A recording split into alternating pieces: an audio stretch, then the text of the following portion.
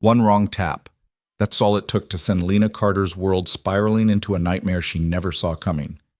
An ultrasound photo meant for her best friend landed in the hands of a stranger, a man who knew everything about her. His reply? Is it mine? But that question wasn't a mistake. It was a calculated move in a deadly game she didn't even know she was playing. Her ex-boyfriend wasn't who she thought he was. The man who came for her was even more dangerous. And the baby growing inside her? It just became the most valuable bargaining chip in a war between betrayal and power. If you want to see how Lena survives the impossible, stick with me until the very end, and drop a comment with your city so I can see how far this story travels. The clinic smelled like disinfectant and fear. Lena Carter sat on the examination table, paper crinkling beneath her as she stared at the small black and white image in her trembling hands. 8 weeks. The technician had said it so matter-of-factly, as if those 2 words weren't about to detonate every carefully constructed plan Lena had built for her life. 8 weeks pregnant. She was 26 years old, working a dead-end administrative job that barely covered her rent in a cramped studio apartment in Queens. Her savings account had $347 in it, and the father, Ethan Cole, the charming, mysterious boyfriend who'd swept her off her feet 6 months ago, had vanished 3 weeks prior without so much as a text message. No explanation, no forwarding address, just gone. Lena's fingers tightened around the ultrasound image as tears blurred her vision. The small bean-shaped shadow on the grainy photo seemed to pulse with possibility and terror in equal measure. She'd come to this clinic alone, just like she'd be facing everything else alone. The late afternoon sun cut through the clinic's blinds in harsh strips of gold as Lena stepped out onto the busy Brooklyn street. Car horns blared. People rushed past, consumed by their own lives, their own problems. No one noticed the young woman clutching a piece of paper that had just changed everything. She needed to tell someone. Anyone. Lena pulled out her phone with shaking hands and opened her messages. Her best friend Rachel's name sat at the top of her recent contacts. Rachel would know what to do. Rachel always knew what to do. With numb fingers, Lena attached the ultrasound photo to a new message. I don't know what to do. I'm scared. She hit send before she could second-guess herself. The message whooshed away, and Lena felt a tiny bit of the pressure release from her chest. At least she wasn't completely alone anymore. At least Rachel would... Her phone buzzed. That was fast. Too fast. Lena looked down at the screen, expecting Rachel's usual string of supportive emojis and immediate FaceTime request. Instead, she saw an unknown number. A New York area code, but not one she recognized. The message was short. 3 words that made her blood run cold. Is it mine? Lena's heart stopped. Her thumb hovered over the screen as her mind raced through impossible scenarios. Wrong number. Some kind of automated response? A glitch? She scrolled up to check the message she'd sent. Her stomach dropped to her feet. The ultrasound photo hadn't gone to Rachel. In her shaken state, she'd somehow sent it to a contact she'd never noticed before. A number with no name attached, just digits and a New York area code she didn't recognize. Panic clawed at her throat as another message came through. Don't panic, Lena. She stopped breathing. He knew her name. I know you didn't mean to send this to me, but now that you have, we need to talk. Lena's hands shook so violently she nearly dropped the phone. This had to be a mistake. Some horrible, impossible mistake. She started typing with fumbling fingers. Who is this? How do you know my name? The response came within seconds. I know more than your name. I know you live at 47 East 23rd Street, apartment 4B. I know you work at Henderson and Associates. I know Ethan Cole left you 3 weeks ago, and I know why. Terror flooded through her veins like ice water. Lena spun around on the busy street, searching the faces of passing strangers. Was someone watching her right now? How could this person possibly know all of this? Her fingers flew across the screen. This isn't funny. Leave me alone or I'm calling the police. She immediately started to dial 911, but another message stopped her cold. The police can't help you, Lena. But I can. Ethan didn't just leave you. He ran. And the people he ran from are very, very dangerous. That ultrasound you just sent me, it's proof of a connection they'll exploit the moment they find out about it. Which, if you're not careful, will be very soon. Lena felt the world tilting beneath her feet. This couldn't be real. This was some sick prank, some scam designed to prey on vulnerable women. It had to be. I don't believe you. Ethan was a financial analyst. He worked normal hours, lived a normal life. You're just trying to scare me. The response came with an attached file, a photo. Lena's hands shook as she opened it. It was Ethan, her Ethan, with his easy smile and perfectly styled hair, but he wasn't alone. He stood in what looked like a luxury penthouse, wearing an expensive suit she'd never seen before. Beside him were three men in dark clothing, their faces hard and professional. On the glass table in front of them sat neat stacks of cash and what looked like passports. Lots of passports. The time stamp on the photo was dated 2 months ago, right in the middle of their relationship. Another message appeared. Ethan Cole isn't his real name. He's been using you, Lena. Using your clean record, your ordinary life as cover while he moved stolen money and intelligence for some very powerful people. Then he got greedy. He took something that didn't belong to him and ran. The people he stole from don't forgive, they don't forget, and they don't leave loose ends. Lena leaned against a building, her legs threatening to give out. This was insane. This was a nightmare. Ethan had been sweet, attentive, normal. They'd met at a coffee shop, for crying out loud. He'd wooed her with homemade dinners and weekend getaways to upstate New York. He couldn't be a criminal, could he? Why are you telling me this? She typed, her vision blurring with tears. Because as of 10 minutes ago, you became leverage. The moment you sent that ultrasound to my number, a number that belongs to a phone that was taken from one of Ethan's associates, you painted a target on your back. The people tracking Ethan have access to the same message networks he used. They're monitoring everything. By morning, they'll know about you, about the baby. Lena felt bile rise in her throat. She looked around the crowded street with new eyes. Any of these people could be watching her. Any of them could be waiting. What do I do? She typed, hating how small and desperate the words looked. First, don't go home. They already know your address. Lena's breath caught in her chest. Second, start walking toward Columbus Circle.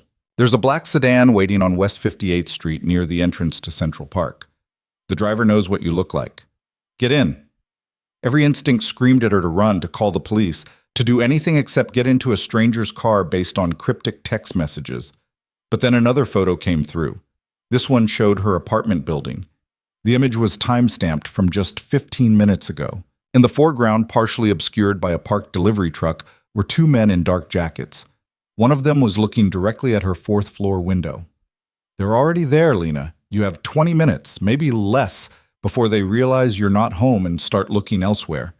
The clinic you just left keeps records. They'll check there next.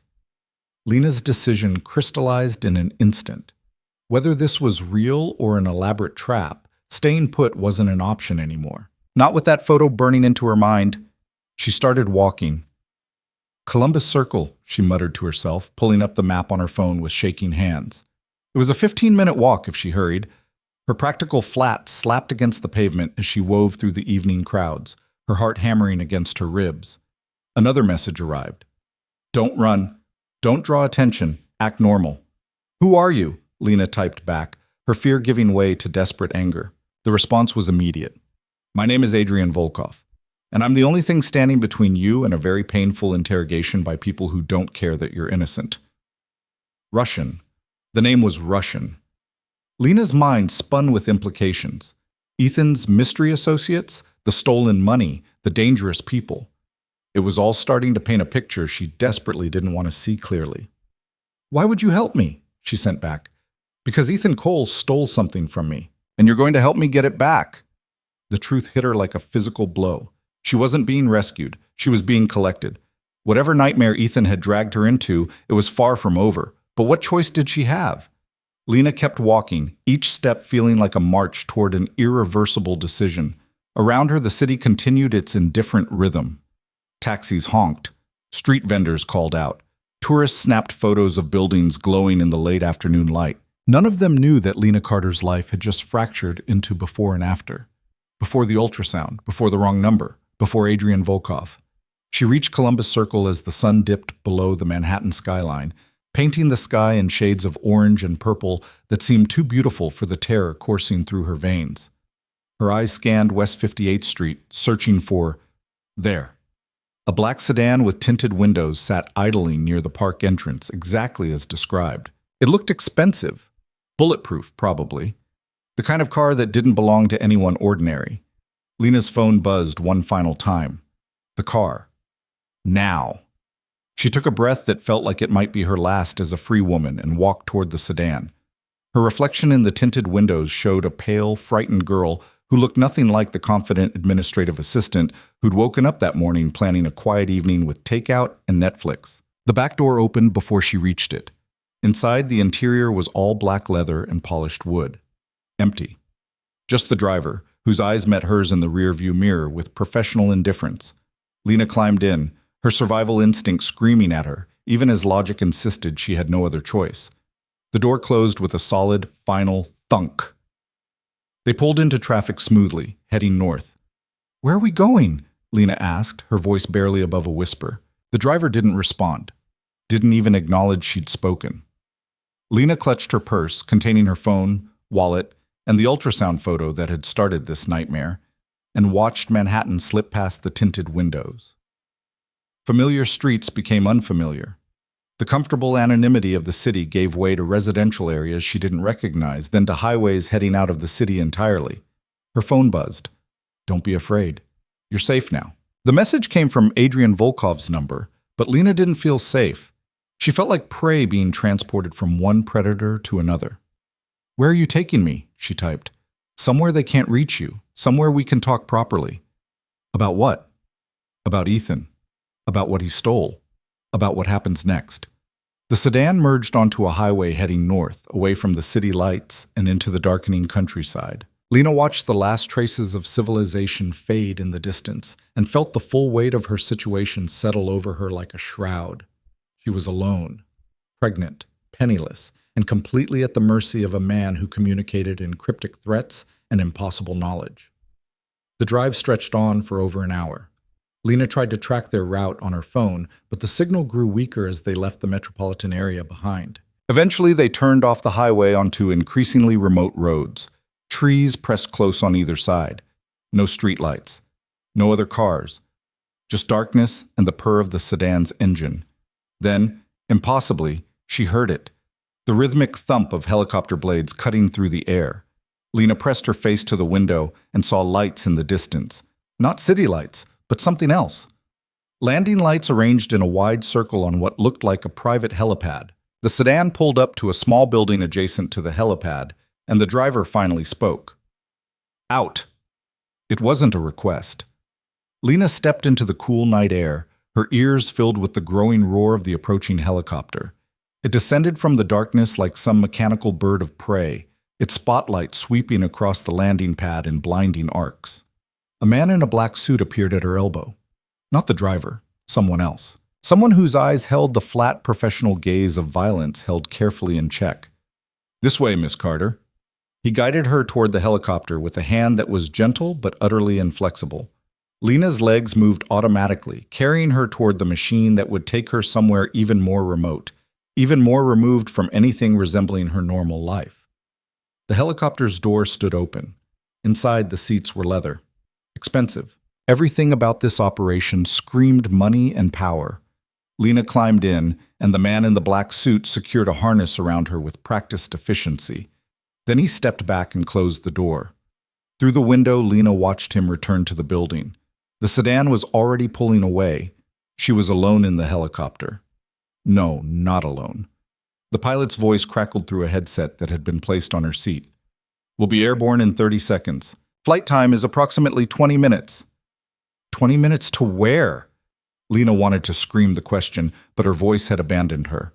The helicopter's engines roared to life, the world tilted as they lifted off, and Lena watched the tiny helipad shrink beneath them. Darkness swallowed the landscape in every direction except for one. Ahead, in the distance, she could see lights. Not city lights. Something else. An estate, massive, sprawling, isolated. It sat on what looked like a private island or peninsula, surrounded by dark water that reflected the moon in fractured silver. The main house was enormous, all glass and modern architecture illuminated from within like a beacon. Or a prison. The helicopter descended toward a helipad on the estate's grounds. and Lena felt her last hope of escape evaporate. This wasn't a safe house. This was a fortress. The kind of place where people disappeared and no one asked questions. They landed with barely a bump. The pilot killed the engines, and in the sudden silence, Lena became aware of her own rapid breathing, the hammering of her heart, the weight of the ultrasound photo still in her purse. The door opened. A man stood waiting. Not one of the security personnel in black suits. This was someone else entirely. Adrian Volkov. He was younger than she'd expected, mid-30s perhaps. Tall, with dark hair, and features that might have been handsome if they weren't so carefully controlled. He wore dark slacks and a white dress shirt with the sleeves rolled up, exposing forearms marked with faint scars she couldn't identify. But it was his eyes that stopped her cold. Gray, like winter ice, and utterly, terrifyingly calm. "Miss Carter," he said, his accent barely noticeable. "Welcome." Lena didn't move. Couldn't move. Adrian extended a hand to help her out of the helicopter, and after a moment of paralyzed hesitation, she took it. His grip was firm, but not crushing, the hand of someone who knew exactly how much pressure to apply. Her feet touched solid ground, and the helicopter's blades began to spin down behind her. "I'm sure you have questions," Adrian said, releasing her hand and stepping back to give her space. "And you'll get answers. But first, you need food, rest, and medical attention." "Medical attention?" Lena's voice came out raspy. Adrian's gaze dropped briefly to her stomach, not lecherously, but with clinical assessment. "You're 8 weeks pregnant, malnourished based on your recent weight loss, and experiencing elevated stress hormones that aren't good for fetal development. My physician will examine you to ensure both you and the baby are healthy." Lena's hand instinctively moved to her stomach. "How do you—" "I know everything, Miss Carter. The sooner you accept that, the easier this will be." He turned and began walking toward the main house, clearly expecting her to follow. Lena looked around. The estate was surrounded by darkness and water. No neighbors. No road she could see. Even if she ran, where would she go? She followed. The house was as impressive inside as it had appeared from the air. Soaring ceilings, minimalist furniture, art that probably cost more than Lena would make in a lifetime. But it wasn't ostentatious. Everything had purpose. Everything was controlled. Like the man who owned it. Adrian led her through several rooms to what appeared to be a medical suite. A woman in her 50s with kind eyes and graying hair stood waiting. "This is Dr. Petrov," Adrian said. "She'll examine you. I'll be outside." He left without waiting for Lena's response. Dr. Petrov smiled gently. "Please sit. I just need to check your vitals and do a quick ultrasound to make sure everything is progressing normally." "I already had an ultrasound today," Lena protested weakly. "I know, but that was hours ago, and you've been under considerable stress since then." Better to be thorough. Lena sat because she didn't have the energy to argue anymore. The examination was quick and professional. Blood pressure, temperature, a blood draw, and another ultrasound that showed the same tiny bean-shaped shadow she'd seen at the clinic. "Everything looks good," Dr. Petrov said, cleaning the gel from Lena's stomach. "But you need to eat more. Your iron is low and you're not getting enough calories. I'll have the kitchen prepare something for you." "The kitchen," Lena repeated numbly. "Right." Dr. Petrov's expression softened with what might have been sympathy. "I know this is overwhelming, but you're safe here. Mr. Volkov takes his responsibilities very seriously." "Is that what I am?" Lena asked, bitterness creeping into her voice. "A responsibility?" Dr. Petrov didn't answer. She simply patted Lena's hand and left. A moment later, Adrian returned. "The doctor says you're healthy. That's good." He leaned against the doorframe, studying her with those unreadable gray eyes. "Now we talk." "About what?" Lena demanded, finding her voice at last. "About how you kidnapped me? About how you're holding me prisoner in this compound?" "You're not a prisoner," Adrian said calmly. "You're a guest. An involuntary one, perhaps, but a guest nonetheless. You're free to leave whenever you wish." Lena stood, anger giving her courage. "Really? Then I want to leave. Right now." "Of course." Adrian pulled a phone from his pocket and held it out to her. "Call anyone you like. The police, your friend Rachel, your mother in Ohio. Tell them exactly where you are and what's happened. I'll have the helicopter fueled and ready within the hour. Lena reached for the phone, but something in his expression stopped her. But before you do, Adrian continued, you should know that the moment you leave this estate, you're on your own. The people looking for Ethan, and now for you, have resources I can barely match. They have men in every police department between here and the Canadian border. They have contacts in hospitals, government offices, anywhere you might run for help. They will find you within 48 hours. Maybe sooner. He paused, letting that sink in. And when they do, they will ask you questions. They will ask you where Ethan is, what he told you, where he might have hidden what he stole. And when you tell them you don't know, which is the truth, they won't believe you. They'll assume you're protecting him. They'll assume the baby is leverage to make him surface. Adrian's voice remained perfectly level, but Lena felt the weight of every word. They will hurt you, he said quietly. Not because they're cruel, though some of them are, but because it's efficient.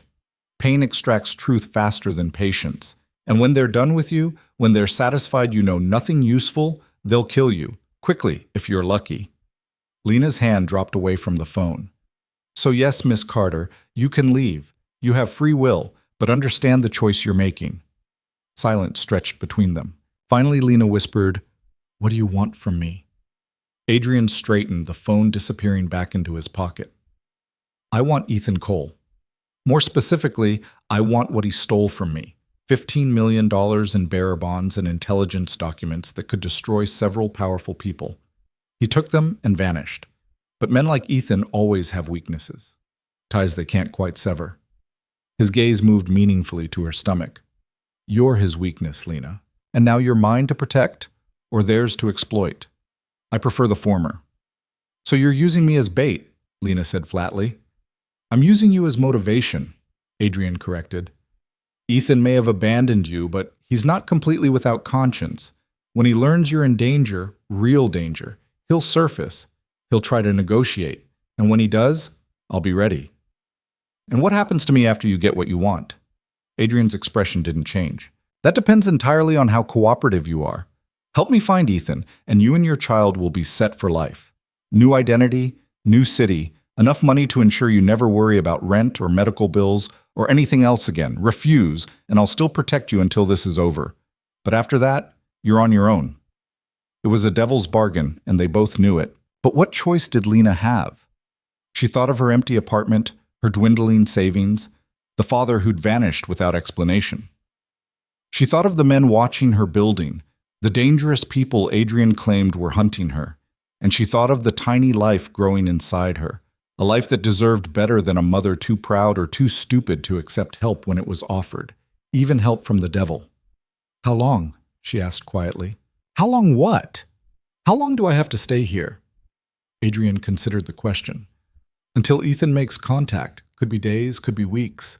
I've already started putting out feelers, letting certain people know I have something he wants. He'll hear about it, and when he does, he'll respond."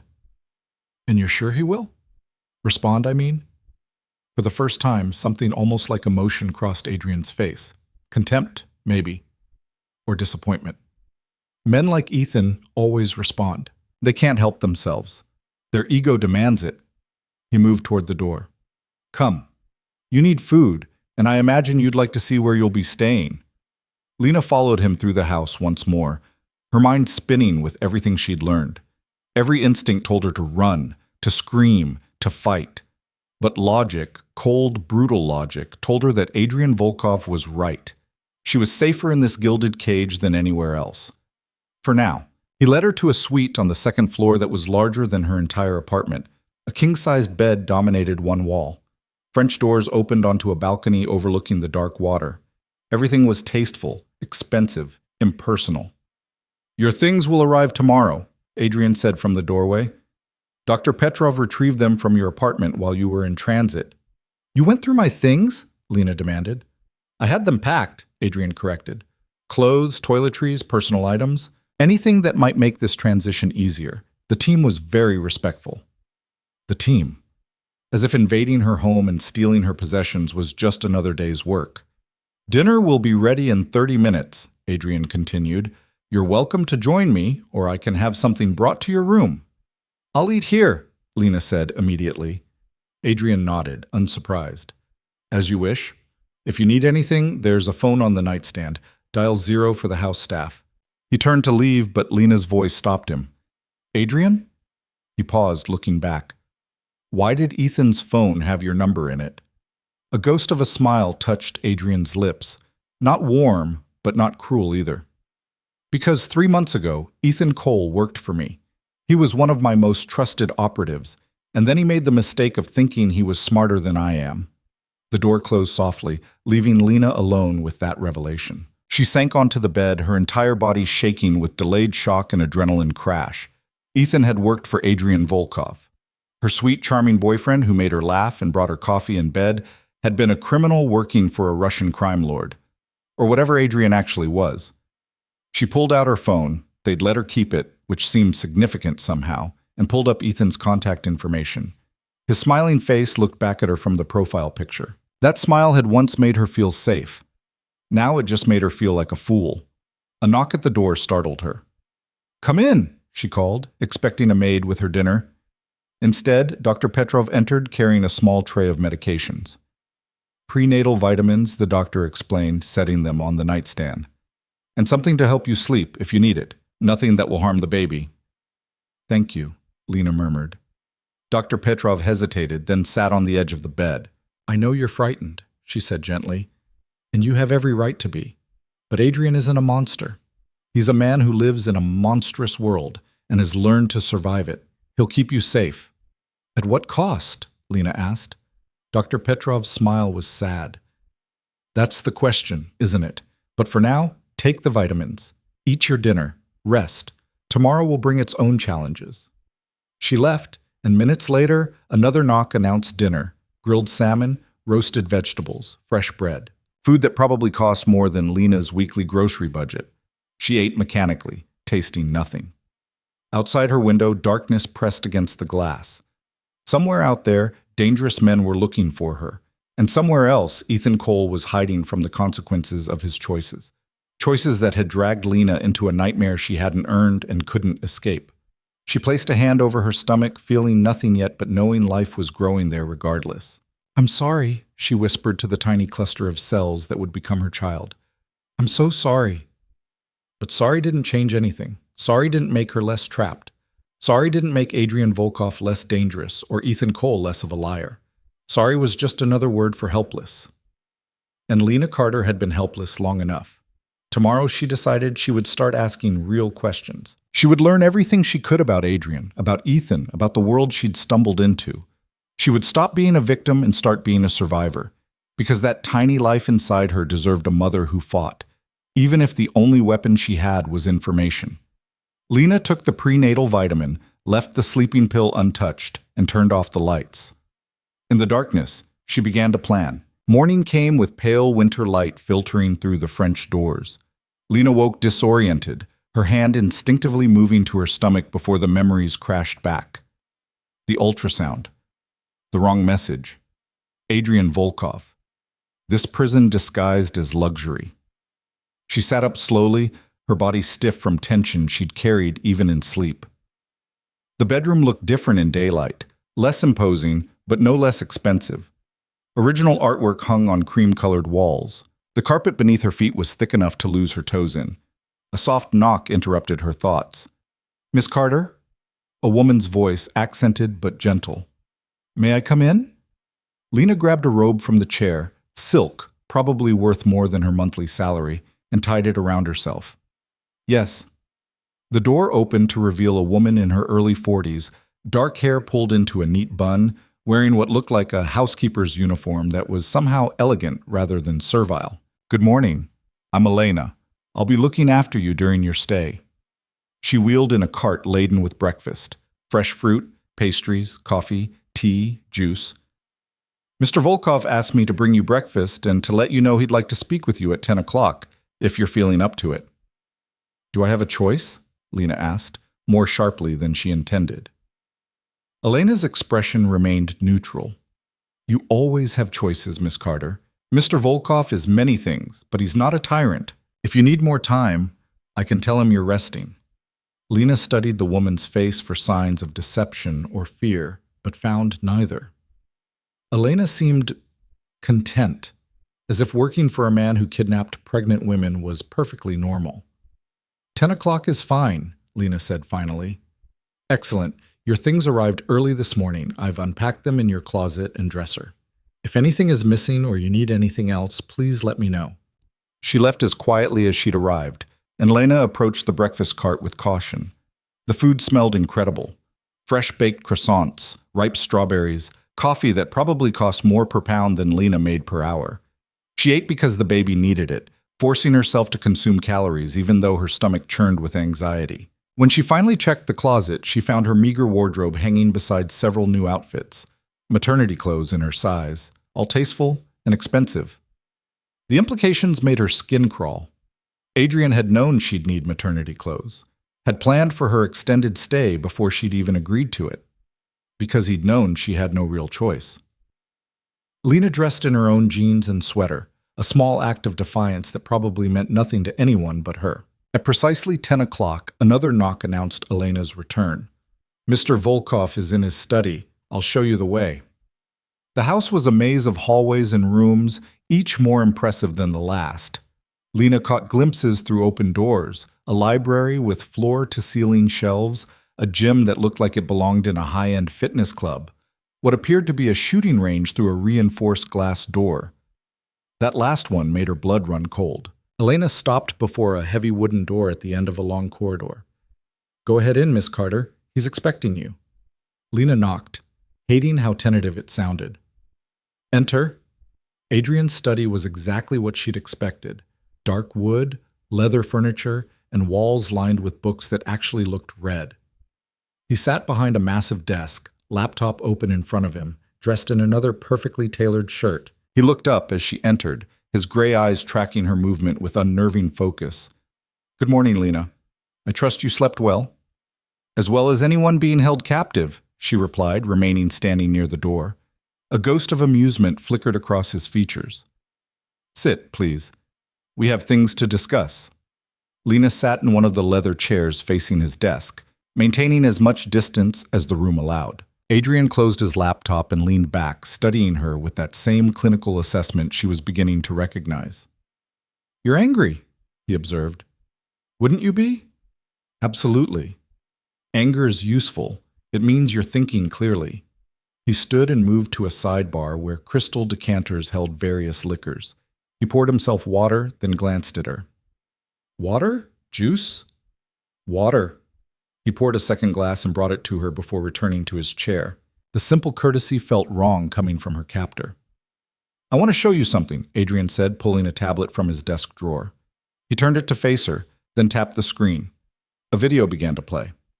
It showed the exterior of Lena's apartment building, the timestamp reading yesterday evening, right around the time she'd been climbing into the helicopter.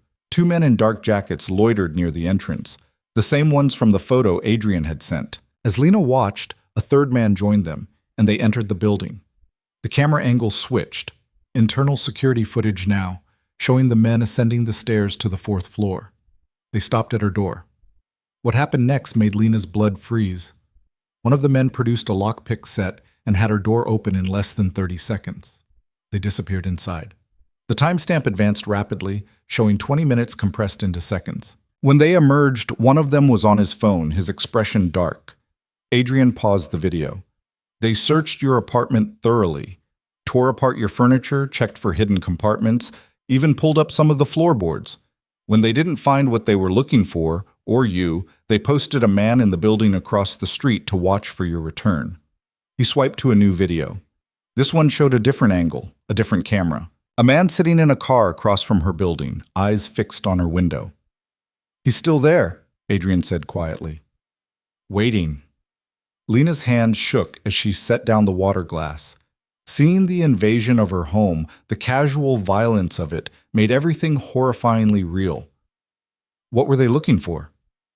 You. Information about Ethan. Anything that might lead them to what he stole. Adrian closed the tablet. They would have questioned you extensively. And as I mentioned last night, they wouldn't have believed your denials. "Because Ethan worked for you," Lena said, her voice hollow. "You said that. But you never explained what that actually means. What are you, Adrian? What kind of business requires armed men and helicopters and— She gestured vaguely at the study. All of this. Adrian was silent for a long moment, as if weighing how much truth to share. I broker information, he said finally. High-level intelligence that powerful people need and are willing to pay for. Financial data, corporate secrets, government communications. I have sources in a dozen countries, operatives who gather what I need, and clients who pay premium prices for accuracy and discretion. You're a spy, Lena said flatly. I'm a businessman. Spies work for governments. I work for myself. He leaned forward, elbows on the desk. Ethan was one of my best field operatives. He had a talent for infiltration, for making people trust him. I placed him in various positions where he could access valuable information. The words hit Lena like physical blows. Making people trust him. That's exactly what Ethan had done to her. He'd infiltrated her life, made her fall in love with him, all while using her as— what, cover? A convenient fiction? Did he ever care about me at all? The question slipped out before she could stop it, and she hated how vulnerable it sounded. Adrian's expression softened almost imperceptibly. I don't know. Ethan kept his personal life separate from his work. I didn't know about you until he disappeared and I started investigating his movements. Your relationship wasn't part of any assignment I gave him.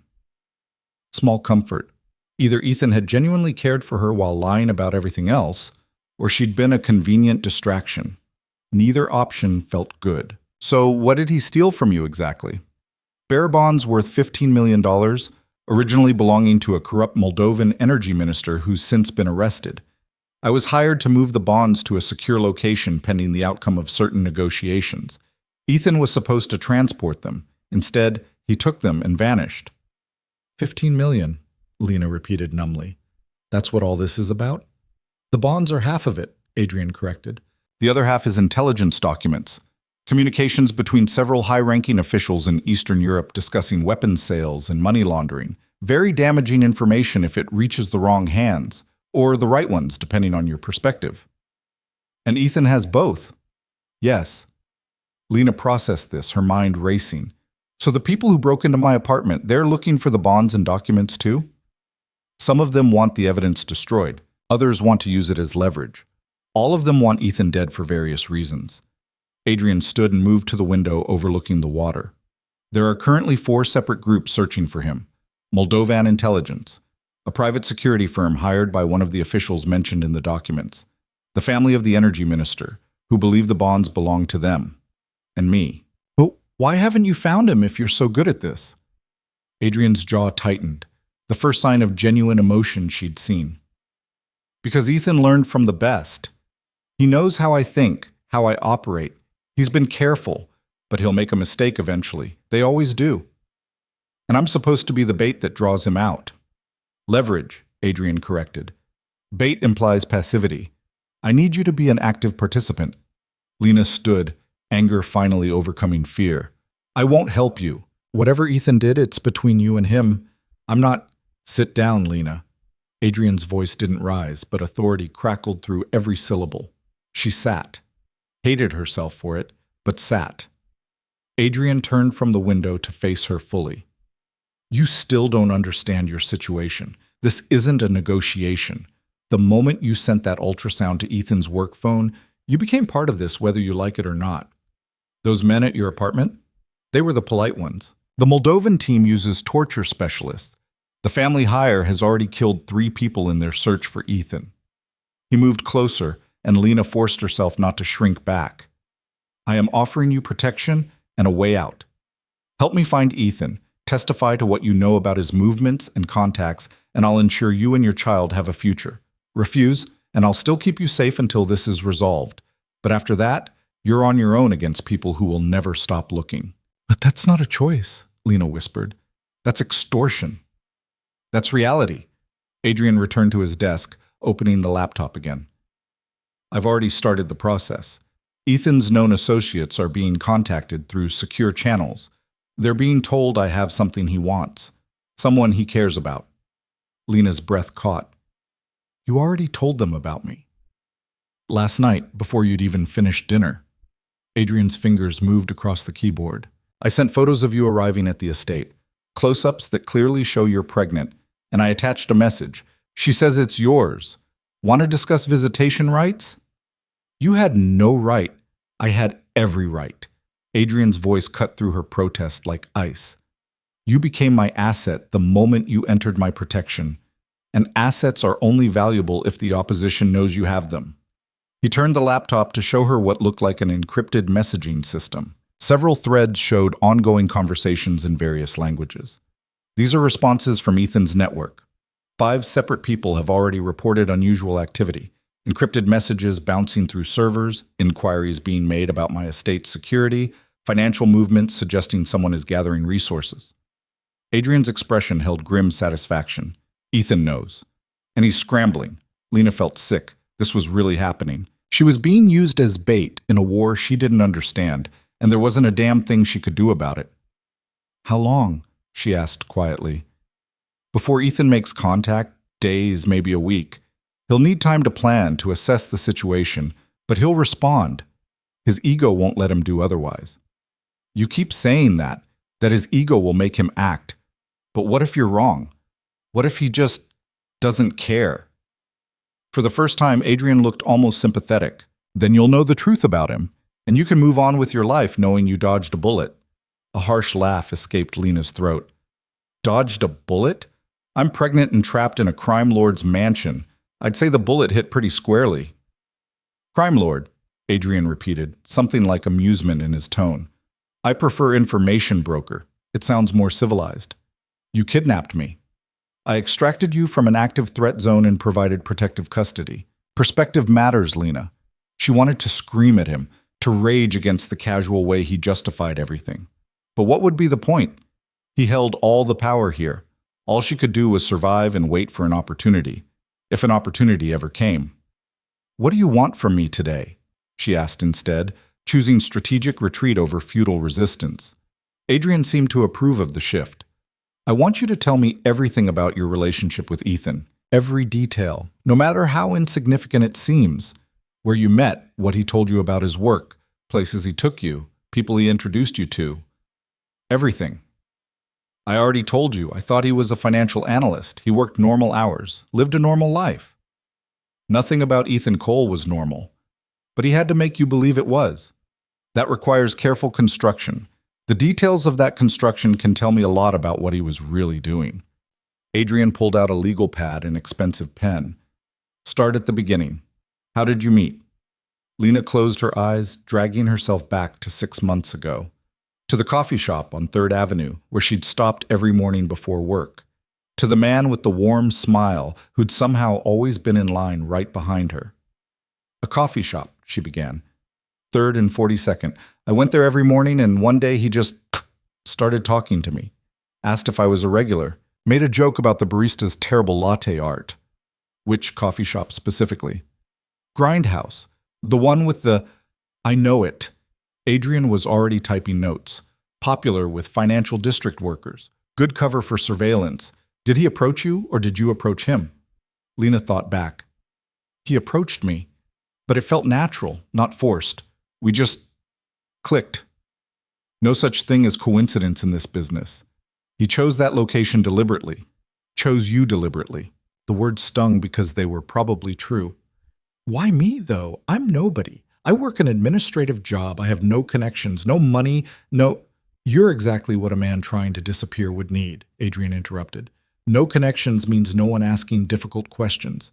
Administrative work means regular hours and a predictable schedule.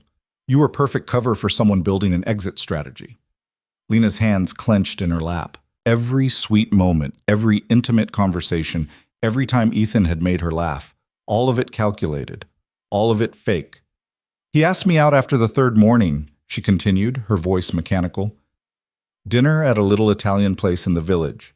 He was charming, attentive, asked about my life, my dreams, seemed genuinely interested. He was gathering intelligence, Adrian said, still typing, building a psychological profile. What did he tell you about himself? That he worked in financial analysis for a consulting firm, that he'd grown up in Boston, went to NYU, loved hiking and old movies. He had an apartment in Murray Hill, showed me pictures of his family, parents, a sister. All fabricated. The apartment was a safe house. The family photos were stock images purchased from a photo service. We used the same source. Adrian glanced up. Did he ever take you to his apartment? A few times. It was nice. Not fancy, but comfortable. Books on the shelves, photos on the walls. It looked lived in. Staged, Adrian corrected. One of the first things we teach field operatives, create a believable backstory with physical evidence. A lived-in apartment, family photos, a consistent narrative. Did he ever leave you alone there? Lena thought back. No, actually. He always made sure we left together. Even if I needed to use the bathroom, he'd wait right outside. Because he couldn't risk you snooping and finding inconsistencies. What about his work? Did he ever discuss it in detail? Not really. He'd mention clients, deadlines, office politics, but it was always vague. When I asked specifics, he'd say it was confidential or boring. Lena paused.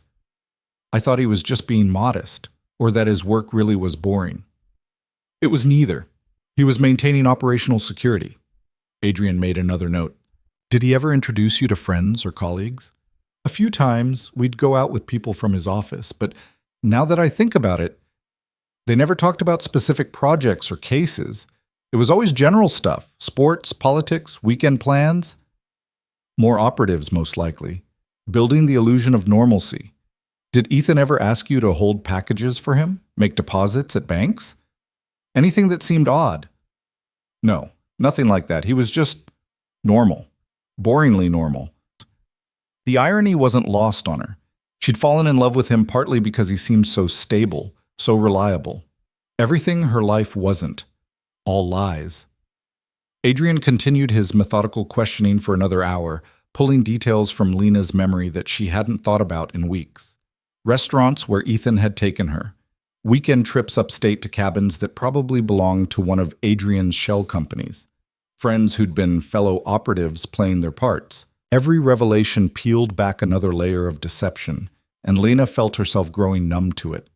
There was only so much betrayal a person could process before the emotional circuitry simply overloaded. Finally, Adrian set down his pen. This is helpful. More than you realize.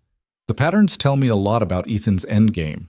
He was building an escape identity using your relationship as foundation. If things had gone according to his plan, he probably would have proposed within a few months.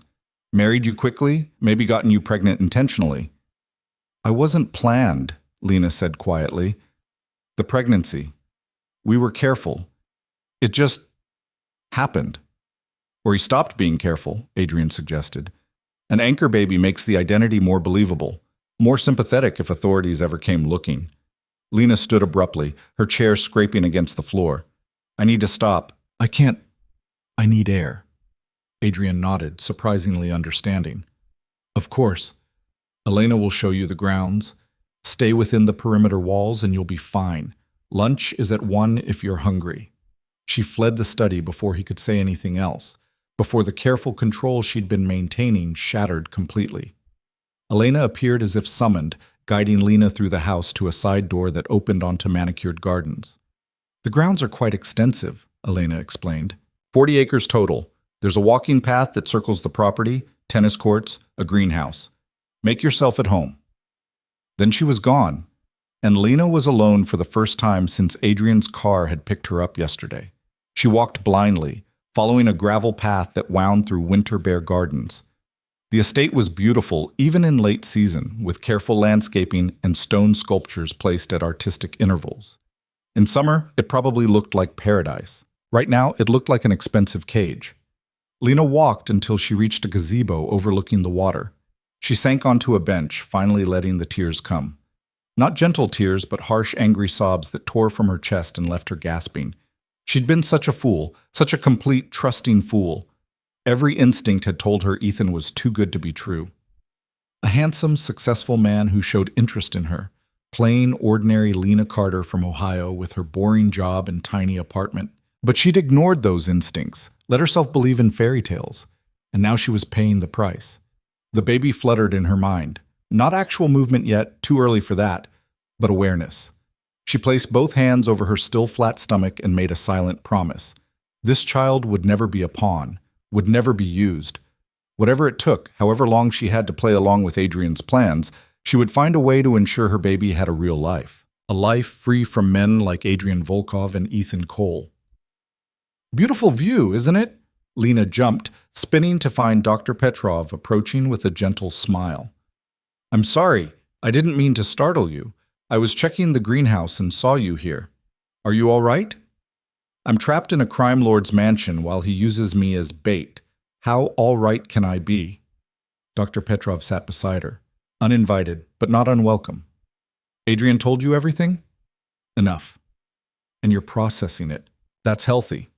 The doctor pulled a thermos from her bag and poured steaming liquid into 2 cups. Tea. Nothing medicinal, just chamomile. Good for stress.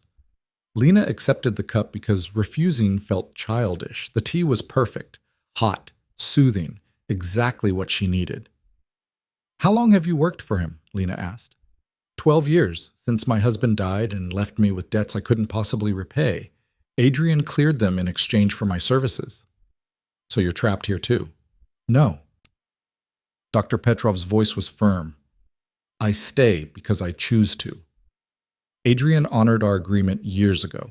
I could leave any time, but I don't want to. Why not? The doctor was quiet for a moment, staring out at the water. Because the world Adrian inhabits, the work he does, it needs people with conscience, with ethics. If everyone like me left, if only the brutal and amoral remained, what kind of world would that create? A world where pregnant women get used as bait, Lena said bitterly. A world where pregnant women get protected from people who would torture them for information they don't have, Dr. Petrov countered. Perspective, Lena. Adrian isn't a good man by conventional standards, but he operates by a code. He doesn't harm innocents. He doesn't break his word, and he takes his responsibilities seriously. I'm a responsibility? You're under his protection. That means something in his world. It means he will defend you with everything he has, even if it costs him. Lena wanted to argue, to maintain her righteous anger, but something in Dr. Petrov's eyes made her pause. You care about him, Lena realized. Not romantically, but you actually care. I respect him. There's a difference. Dr. Petrov finished her tea. I've seen men in this business who would have killed you already, just to eliminate complications. Adrian gave you a choice. A limited one, perhaps, but still a choice.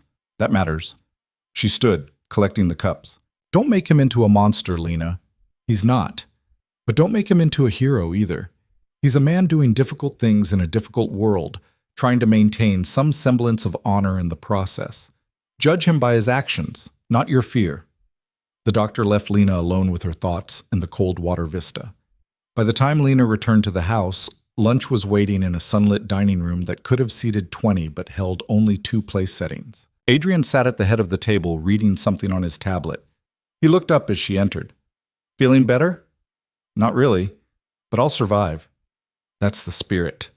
He gestured to the seat beside him. Please, eat. Cook made your favorite. Lena paused. How do you know my favorite? You order the same thing every Sunday from the Thai place on your corner. Pad see yibu with chicken, medium spice. I had our chef prepare it. The casual invasion of her privacy should have angered her. Instead, Lena just felt tired. She sat, ate. The food was, infuriatingly, perfect. I've had a response, Adrian said after a few minutes of silence. Lena's fork paused halfway to her mouth. From Ethan? From an intermediary, someone Ethan trusts to make initial contact. Adrian slid the tablet across to her. The message was brief, encrypted, but translated beneath. She's nothing to him. You're wasting your time. Lena stared at the words, feeling something crack inside her chest. That's his response? She whispered. I'm nothing? That's his intermediary's response, Adrian corrected. Which tells me several things. First, Ethan knows about you being here. Second, he's trying to convince me you're not worth protecting. Third, he's scared enough to respond at all.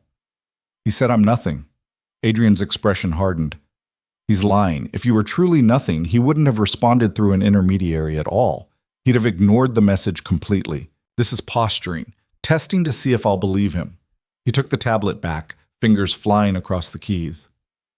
What are you doing? Lena asked. Calling his bluff. Adrian turned the screen to show her his response. DNA test says otherwise. We should meet, discuss arrangements. Arrangements? Lena repeated. Child support? Custody? The practical concerns that would matter if this were a normal situation. Adrian hit send. Ethan thinks in angles. He'll assume I'm trying to use the baby to extract financial compensation. He'll think he can negotiate. And what actually happens when he responds? We set up a meeting, somewhere public, controlled. You'll be there. He'll see you, see that you're safe, see that I'm treating you well, and then we talk. About what? About what he stole. About returning it. About the price of his freedom and your safety. Adrian's gray eyes met hers. This ends one of two ways, Lena. Either Ethan returns what he took and disappears forever, or I hand him over to the people hunting him and they make him disappear. Either way, you get your life back. What life? Lena's voice cracked. My apartment is compromised. My job probably thinks I've vanished. My entire existence in New York is gone. What exactly am I going back to? Adrian was quiet for a long moment. A new one, he said finally. New city, new identity, new beginning. I told you, cooperate, and you'll be set for life. I keep my promises, Lena. Why should I believe you? Because I have no reason to lie. He returned to his lunch with the same controlled precision he applied to everything. You're only valuable to me as long as this situation remains active. Once Ethan is handled, you become a liability I can't afford. Giving you a new life eliminates that liability while honoring my commitment to protect you. It was the most honest thing he'd said to her, and somehow that made it more disturbing than any threat could have been. Lena finished her meal in silence, then excused herself back to her room. She needed space, needed time to process everything, needed to figure out what the hell she was going to do. The afternoon passed in a blur. Lena tried to rest but couldn't sleep, tried to read but couldn't focus. Finally, she pulled out her phone and scrolled through old messages from Ethan. Missing you. Can't wait to see you tonight. That thing you do with your laugh, it's my favorite sound. I think I'm falling for you. All lies. Every word, every emotion, every promise. Lies designed to manipulate her into being the perfect cover for a criminal's exit strategy. A notification pinged. Adrian had forwarded her a message. The intermediary had responded. When and where? He'd taken the bait. Lena's hands shook as she read Adrian's reply. 3 days. Manhattan. Public location. She needs to see him. Closure matters. The intermediary's response was almost immediate. He wants proof she's unharmed. Video call. Now. Lena's phone rang. Adrian's number. Come to my study, quickly. She ran, her heart pounding. Adrian was setting up video equipment when she burst through the door, his movements precise and unhurried despite the urgency. They want proof you're alive and well. We're going to give them a very specific performance. Understand? What kind of performance? You're going to look scared but unharmed. You're going to ask to see Ethan. You're going to cry. His eyes locked on hers. Can you do that? I don't have to act, Lena said quietly. I am scared. Good. Use it. He positioned her in front of the camera, adjusting the lighting to show her clearly. Then he made the call. The screen connected to show a dim room and a figure in shadow. Not Ethan, someone else. The intermediary. Show me her, a gravelly voice demanded. Adrian angled the camera toward Lena. I'm here, she said, hating how small her voice sounded. I'm okay. Please, I just want to see Ethan. I need to talk to him. Why? The question threw her. Lena's eyes flickered to Adrian, who nodded almost imperceptibly. Because I need to know why, she said, and the tears came naturally now. Why he left. Why he lied. Why he did this to me. To us. Her hand moved to her stomach. I deserve answers. Silence from the screen, then, I'll relay the message. The call disconnected. Adrian immediately began dismantling the equipment. Well done. Very convincing. It wasn't an act, Lena whispered. I know. That's why it worked. He paused, something almost like sympathy crossing his features. Get some rest, Lena.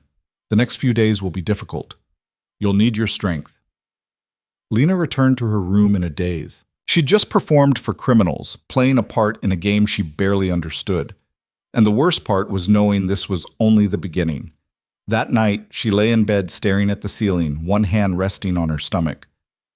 "I'm sorry," she whispered to the tiny life growing inside her. "I'm so sorry you got dragged into this." But sorry wouldn't save them. Only survival would. And survival meant playing Adrian's game until she could find a way out, if a way out even existed. The next 2 days crawled by with excruciating slowness. Lena found herself trapped in a strange limbo where luxury surrounded her but freedom remained impossible. She wandered the estate's grounds, ate meals she couldn't taste, and lay awake at night listening to the distant sound of water against the shore. Adrian kept his distance, appearing only for brief updates that revealed little. The intermediary had confirmed Ethan would meet. Location negotiations were underway, security protocols being established.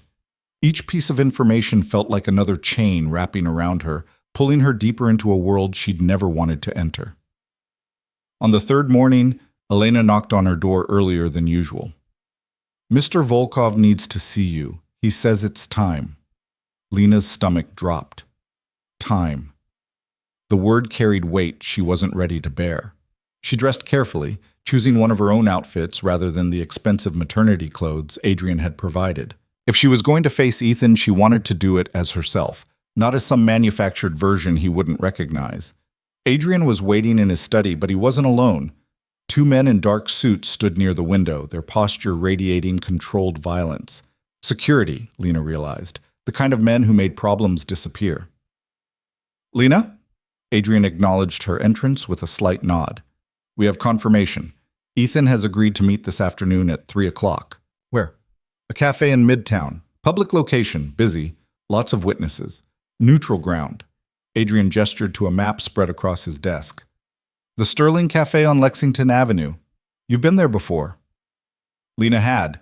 She and Ethan had gone there on their third date, sharing pastries and laughing over terrible open mic poetry. The memory felt like it belonged to someone else's life. "What happens?" she asked, her voice steadier than she felt.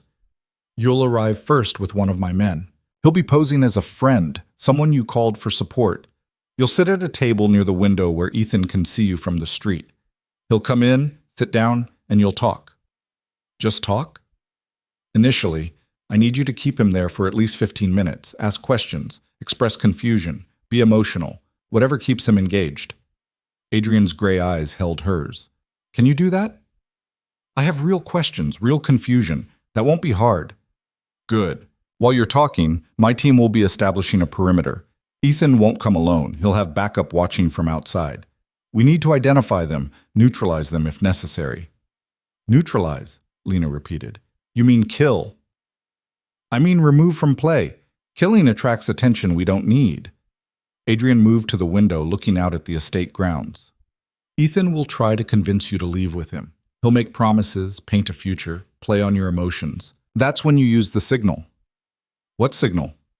One of the security men stepped forward, pulling a small device from his pocket. It looked like a car key fob. "Press the button 3 times in rapid succession. It sends a silent alert to our team. They'll move in immediately." The man demonstrated the clicking motion. "Keep it in your pocket. Natural movement, nothing suspicious." Lena took the device, its weight somehow both insignificant and impossibly heavy. "What if he doesn't try to get me to leave? What if he just wants to talk?" "He will," Adrian said with certainty, "because Ethan thinks he's smarter than everyone else. He thinks he can manipulate you into trusting him again, use you as leverage against me. His arrogance is predictable." "And if I don't want to do this?" The question came out smaller than Lena intended. Adrian turned from the window, his expression unreadable. "Then you stay here while I handle Ethan my way. Which will be faster, messier, and won't give you any of the answers you're clearly desperate for." He was right, and Lena hated him for it. She did want answers, needed them. The not knowing had been eating at her for weeks, and now she had a chance to look Ethan in the eye and demand the truth, even if that truth destroyed what little remained of her illusions. "I'll do it," she said. "I know." Adrian checked his watch. "We leave in 1 hour. Victor will drive you." He indicated the larger of the 2 security men, a broad-shouldered figure with a face that looked like it had stopped a few too many fists. He'll stay with you the entire time. If anything goes wrong, anything, you do exactly what he says. Understood? Lena nodded, not trusting her voice. The hour passed in a blur of preparation. Dr. Petrov appeared to check her vitals one final time, pressing prenatal vitamins into her hand with a meaningful look. Elena brought her a light meal that Lena couldn't eat. Victor briefed her on exit routes and emergency protocols in a monotone that made kidnapping sound as routine as grocery shopping. Finally, it was time. The helicopter ride back to Manhattan felt surreal, as if Lena were watching it happen to someone else. The city sprawled beneath them, millions of people going about their ordinary lives, completely unaware that above them, a pregnant woman was being transported to a confrontation that could end in violence. They landed on a private rooftop in Midtown, and Victor guided her to a waiting car with tinted windows. The drive to the cafe took only minutes, but Lena's heart raced faster with each passing block. "Remember," Victor said as they approached, his English heavily accented but clear, "you are meeting old friend for coffee. Casual, relaxed. When target arrives, you are surprised but happy to see him. You talk, you listen, you press button when he tries to move you. Yes?" "Yes," Lena whispered, "and if shooting starts, you get under table. I handle the rest."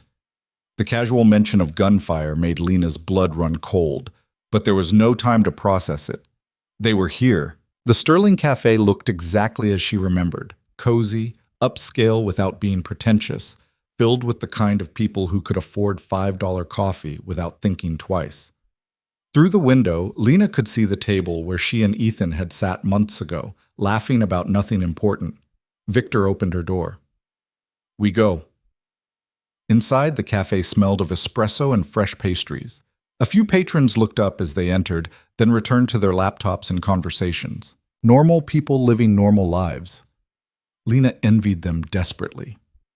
Victor selected a table near the window with clear sight lines to both entrances. He sat across from Lena, his bulk making the small chair look comical, and ordered 2 coffees in his thick accent. "Now we wait," he said quietly, "and you breathe. You are too tense. He will notice." Lena forced herself to breathe slowly, to relax muscles that had been tight since they'd left the estate.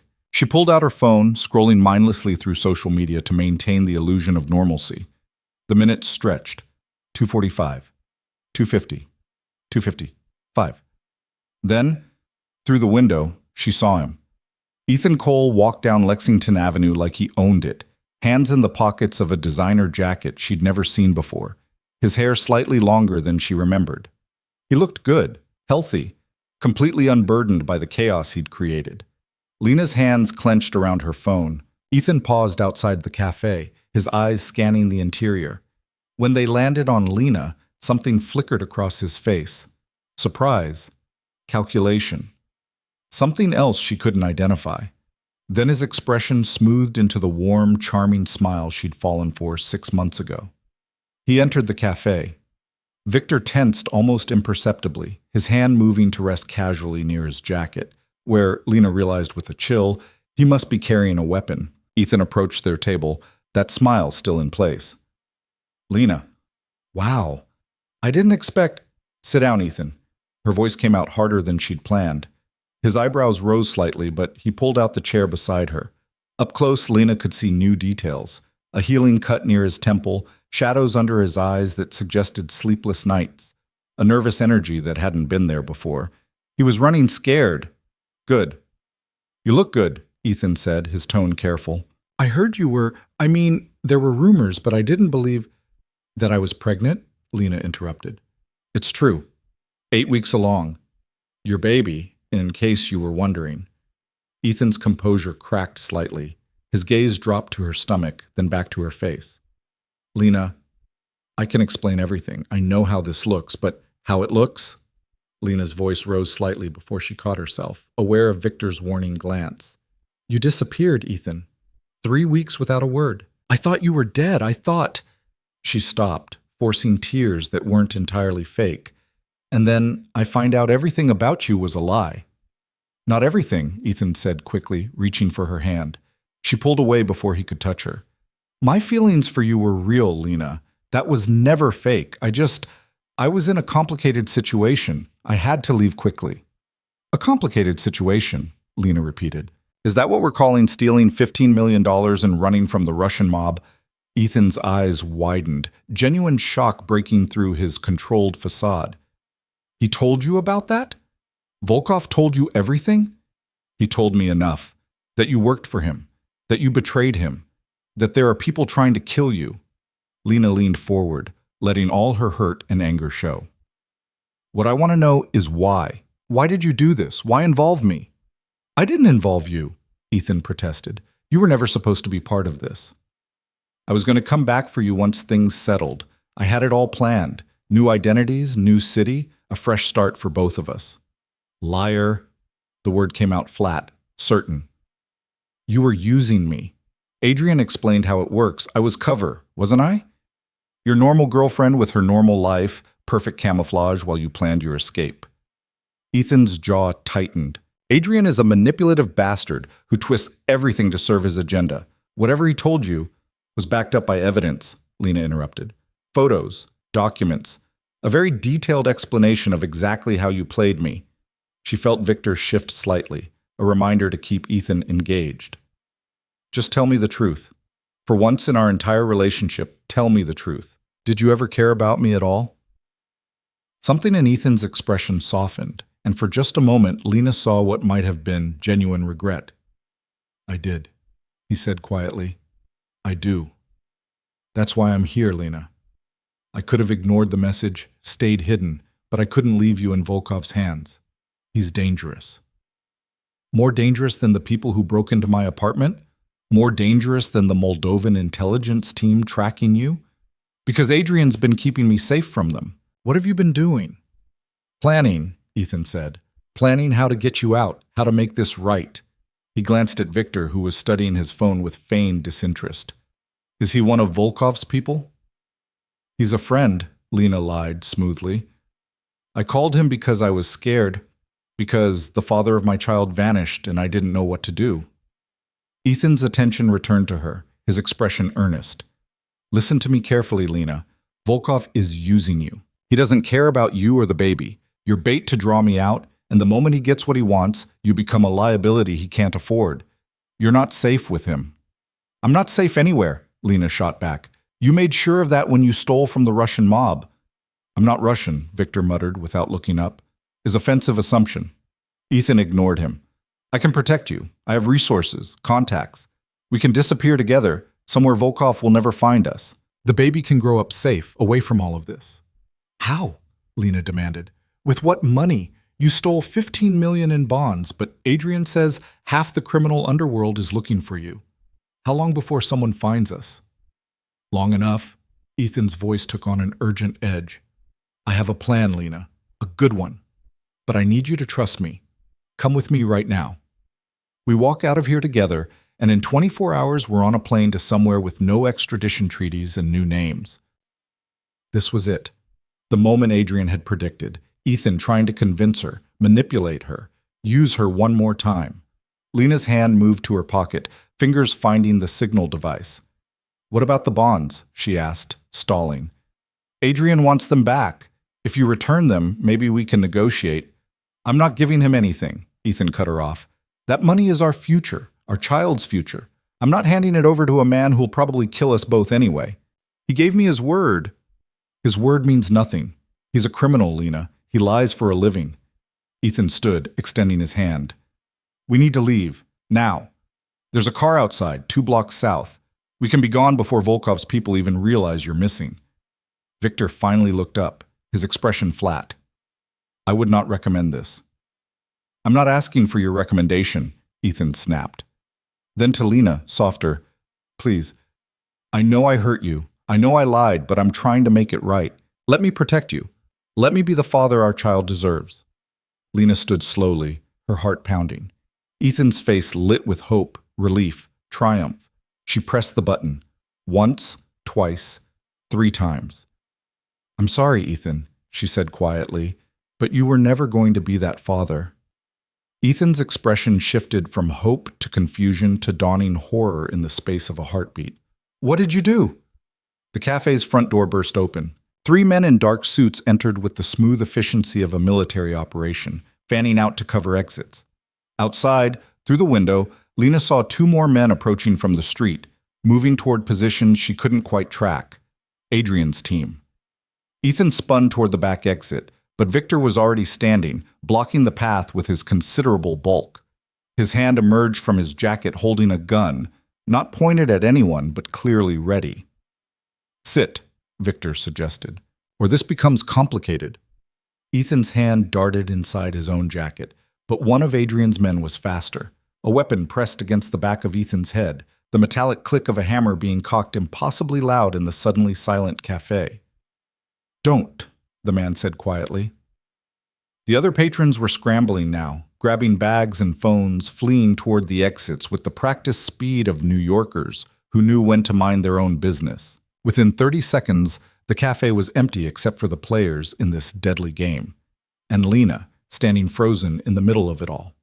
Ethan's eyes found hers, and what she saw there made her stomach turn. Not anger, not betrayal, just cold, calculating assessment, as if he were already working through his next move. "You set me up," he said flatly. "I survived," Lena corrected. "There's a difference." The cafe door opened again, and Adrian Volkov entered like a man stepping into his own office. He surveyed the scene with satisfaction, then his gaze settled on Ethan. "Hello, Ethan. It's been a while." "Go to hell, Adrian." "Eventually, I'm sure, but first we have business to discuss." Adrian moved to the table, pulling out a chair and sitting with casual elegance. "Lena, thank you. You can wait in the car with Victor." "No." Lena surprised herself with the firmness in her voice. "I want to hear this. I deserve to hear this." Adrian studied her for a moment, then nodded. "Very well. Victor, secure the perimeter." Victor holstered his weapon and moved toward the door, speaking quietly into a radio. The man holding the gun to Ethan's head gestured for him to sit, and Ethan complied with barely contained rage. Adrian leaned back in his chair, completely at ease despite the violence humming in the air. "You have something that belongs to me," he said conversationally. "I want it back."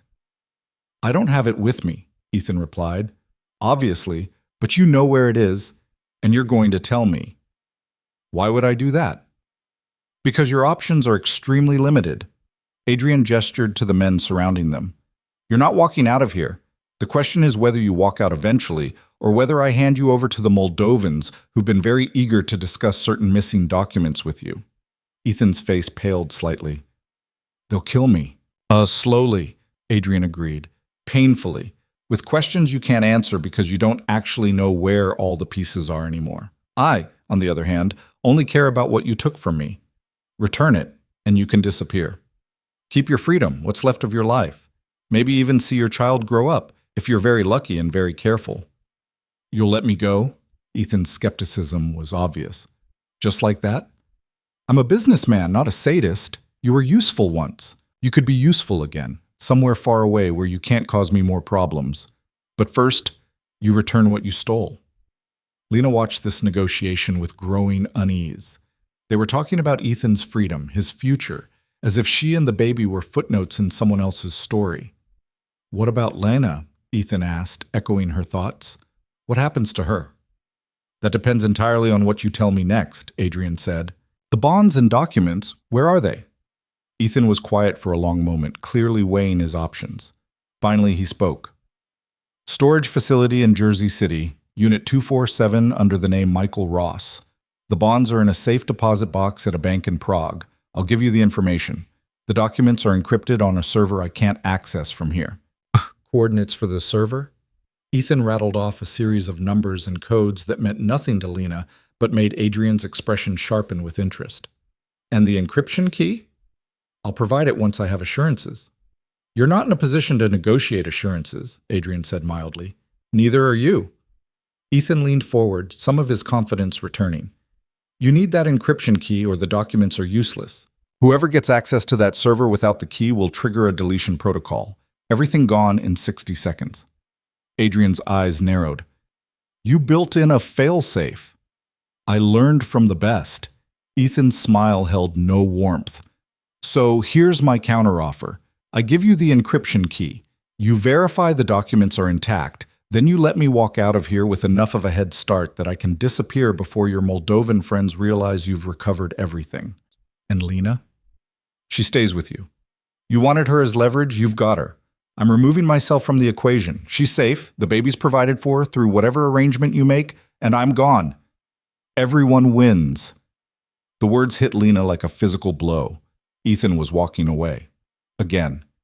Trading her and their unborn child for his freedom without a second thought. You bastard, she whispered. Ethan had the decency to look away. It's better this way, Lena. Trust me. The life I'm heading toward, you don't want any part of it. I never wanted any part of this, Lena shot back, her voice rising. You dragged me into it with your lies and your schemes. You made me love you, got me pregnant, and then abandoned me twice. And now you have the nerve to act like you're doing me a favor?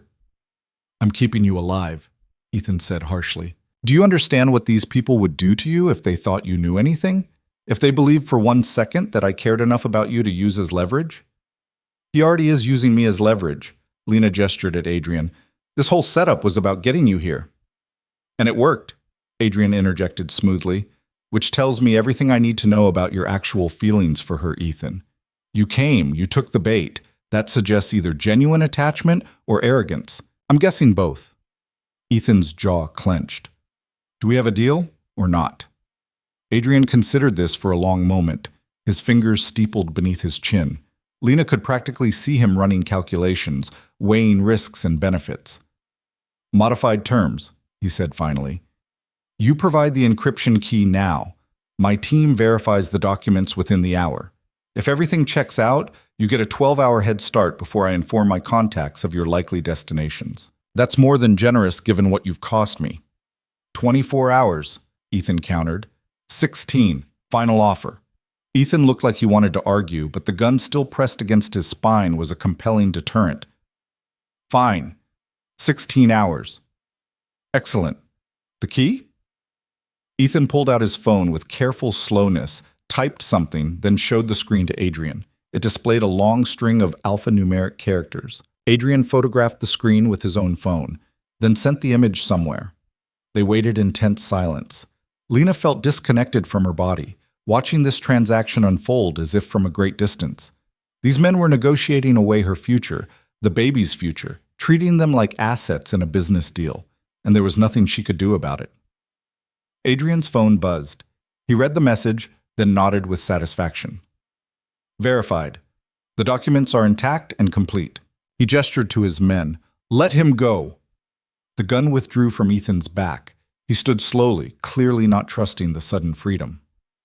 16 hours, Adrian reminded him. Starting now. I suggest you use them wisely. Ethan moved toward the door, then paused. He looked back at Lena, and for just a moment she saw what might have been genuine regret in his eyes. For what it's worth, he said quietly, I meant it when I said I cared about you. That was never a lie. It doesn't matter, Lena replied, her voice hollow. You're still leaving. Ethan nodded, accepting the truth of it. Then he was gone, disappearing into the Manhattan afternoon like smoke. The cafe felt impossibly empty in his wake. Adrian stood, adjusting his cuffs with the same meticulous care he applied to everything. That went better than expected. No violence, all objectives achieved, and Ethan removed from the equation permanently. A successful operation. Is that what I am? Lena asked bitterly. An operation? You're a person who got caught in a bad situation and made the best choices available to her, Adrian corrected. You should be proud. You handled yourself well. I betrayed the father of my child. You survived a predator who would have used you and discarded you the moment you became inconvenient. There's a difference. Adrian moved toward the door.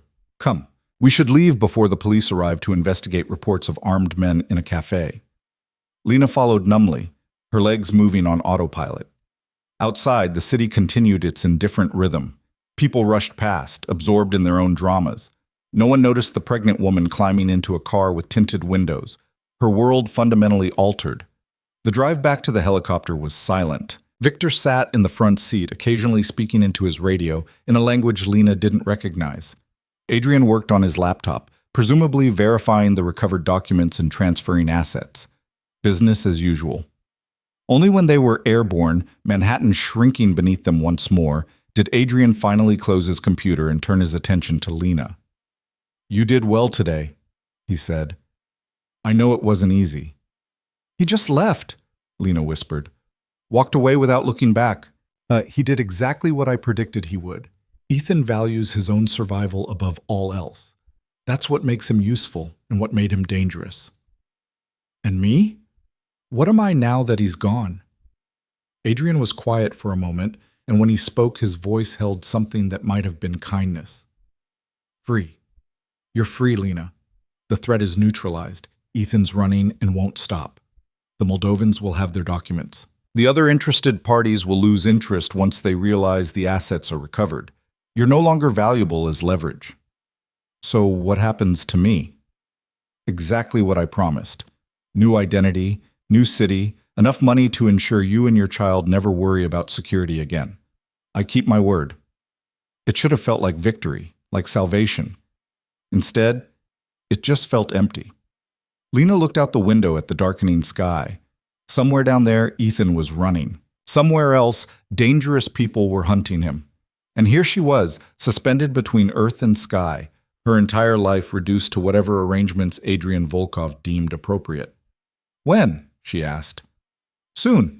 A few days to process the paperwork, establish your new identity, transfer funds.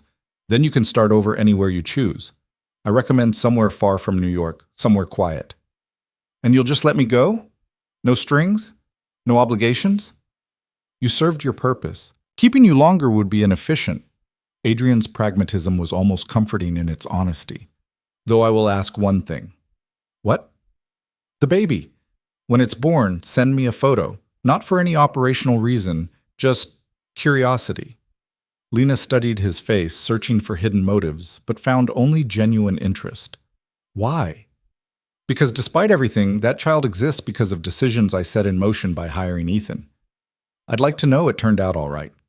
It was the most human thing Adrian had said to her, and somehow that made it more unsettling than any threat. "I'll think about it," Lena said finally. They flew on in silence, the estate appearing in the distance like a jewel against dark water. One more night, maybe two, and then Lena would leave this place forever. Leave Adrian and his world of shadows and moral compromises. Leave behind the woman she'd been and become someone new, someone stronger, someone who would never again trust a charming smile or believe in fairy tales. As the helicopter descended toward the landing pad, Lena placed a hand over her stomach and made a silent promise to the life growing there. They would survive this.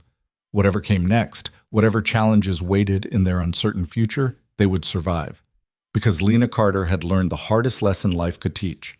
Sometimes the only person you could truly count on was yourself. And that would have to be enough. The estate felt different when they returned. Less like a prison, more like a way station between one life and the next. Lena moved through the elegant rooms with new awareness, seeing them not as her cage but as temporary shelter from a storm that was finally passing. Or so she thought. That evening, Adrian summoned her to his study once more. When she entered, she found him standing at the window, his posture rigid in a way she'd never seen before. Something was wrong. "Sit," he said, without turning around. Lena sat, her stomach knotting with fresh anxiety. "What happened?" "Ethan's dead." The words hit her like a physical blow. Lena's breath caught in her throat, her mind struggling to process the information. "What? How?" "Car accident on the New Jersey Turnpike, approximately 4 hours after he left the cafe. His vehicle went off the road at high speed and exploded on impact." Adrian finally turned to face her, his expression grim. "At least that's the official story." "You think it wasn't an accident?" "I know it wasn't. The timing is too convenient, the circumstances too clean. Someone was waiting for him to surface. The moment he left our meeting, they moved." Lena's hands gripped the armrests of her chair. "The Moldovans?" "Possibly, or the minister's family, or any of a dozen other interested parties." Adrian moved to his desk, pulling up security footage on his computer. "But there's a problem, a significant one." He turned the screen toward her. The footage showed the cafe from earlier that day, but the angle was wrong, not from Adrian's cameras, but from across the street, a different vantage point. "Someone else was watching," Lena whispered. "Multiple someones." We identified at least 3 separate surveillance teams observing the meeting. They saw you, Lena. They saw you with Ethan, saw the exchange, saw you leave with my people. And now Ethan's dead and you're still alive. The implications crystallized in Lena's mind with horrible clarity. They think I know something. They think you're either complicit in whatever Ethan was planning, or you know where additional assets are hidden. Either way, you're now a target again. Adrian closed the laptop with controlled force. The threat I promised to eliminate has multiplied. But you have the documents, you have the bonds. There's nothing else. We have what Ethan gave us. That doesn't mean there isn't more. Adrian's gray eyes held hers. Ethan was paranoid and clever. He may have created backup copies, hidden insurance policies we don't know about. These people won't believe you're ignorant. They'll assume you're playing dumb to protect yourself. Lena felt the walls closing in again. So what do? We adapt. Adrian pulled out his phone, scrolling through messages. I'm already making arrangements. Your new identity is being accelerated. Instead of a few days, we need to move you within 24 hours. Where? I'm evaluating options, somewhere remote, somewhere with strong legal protections against extradition, possibly South America or Southeast Asia. You'll have a new name, new documentation, enough money to live comfortably for years. It should have been reassuring. Instead, it sounded like exile. A knock interrupted them. Victor entered, his usually impassive face showing signs of tension. Boss, we have a situation at the perimeter. Adrian was on his feet immediately. What kind of situation? Drone, small, commercial grade. It's been circling the estate for the past 10 minutes. We jammed its signal, but it's still transmitting on secondary frequencies. Show me. They moved to a security room Lena hadn't known existed. Walls lined with monitors showing every angle of the estate grounds. On one screen, a small quadcopter drone hovered above the tree line, its camera clearly pointed at the main house. Can you bring it down? Adrian asked. Yes, but if we do, whoever's controlling it will know we detected them. Right now, they might think we're unaware.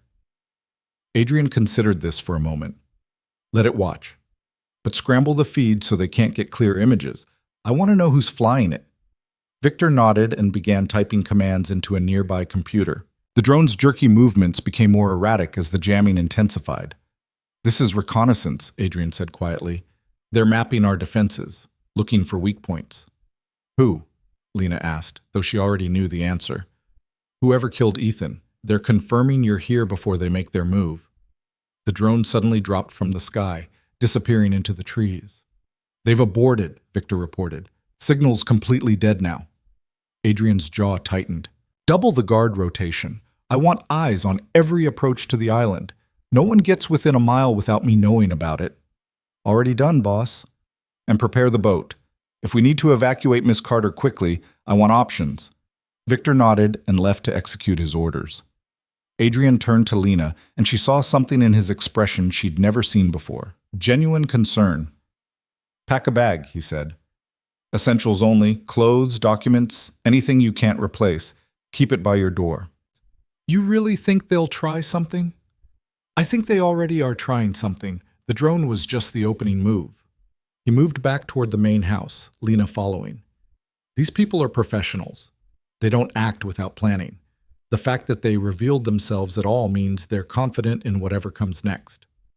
Back in her room, Lena pulled out the small overnight bag Elena had provided and began mechanically packing.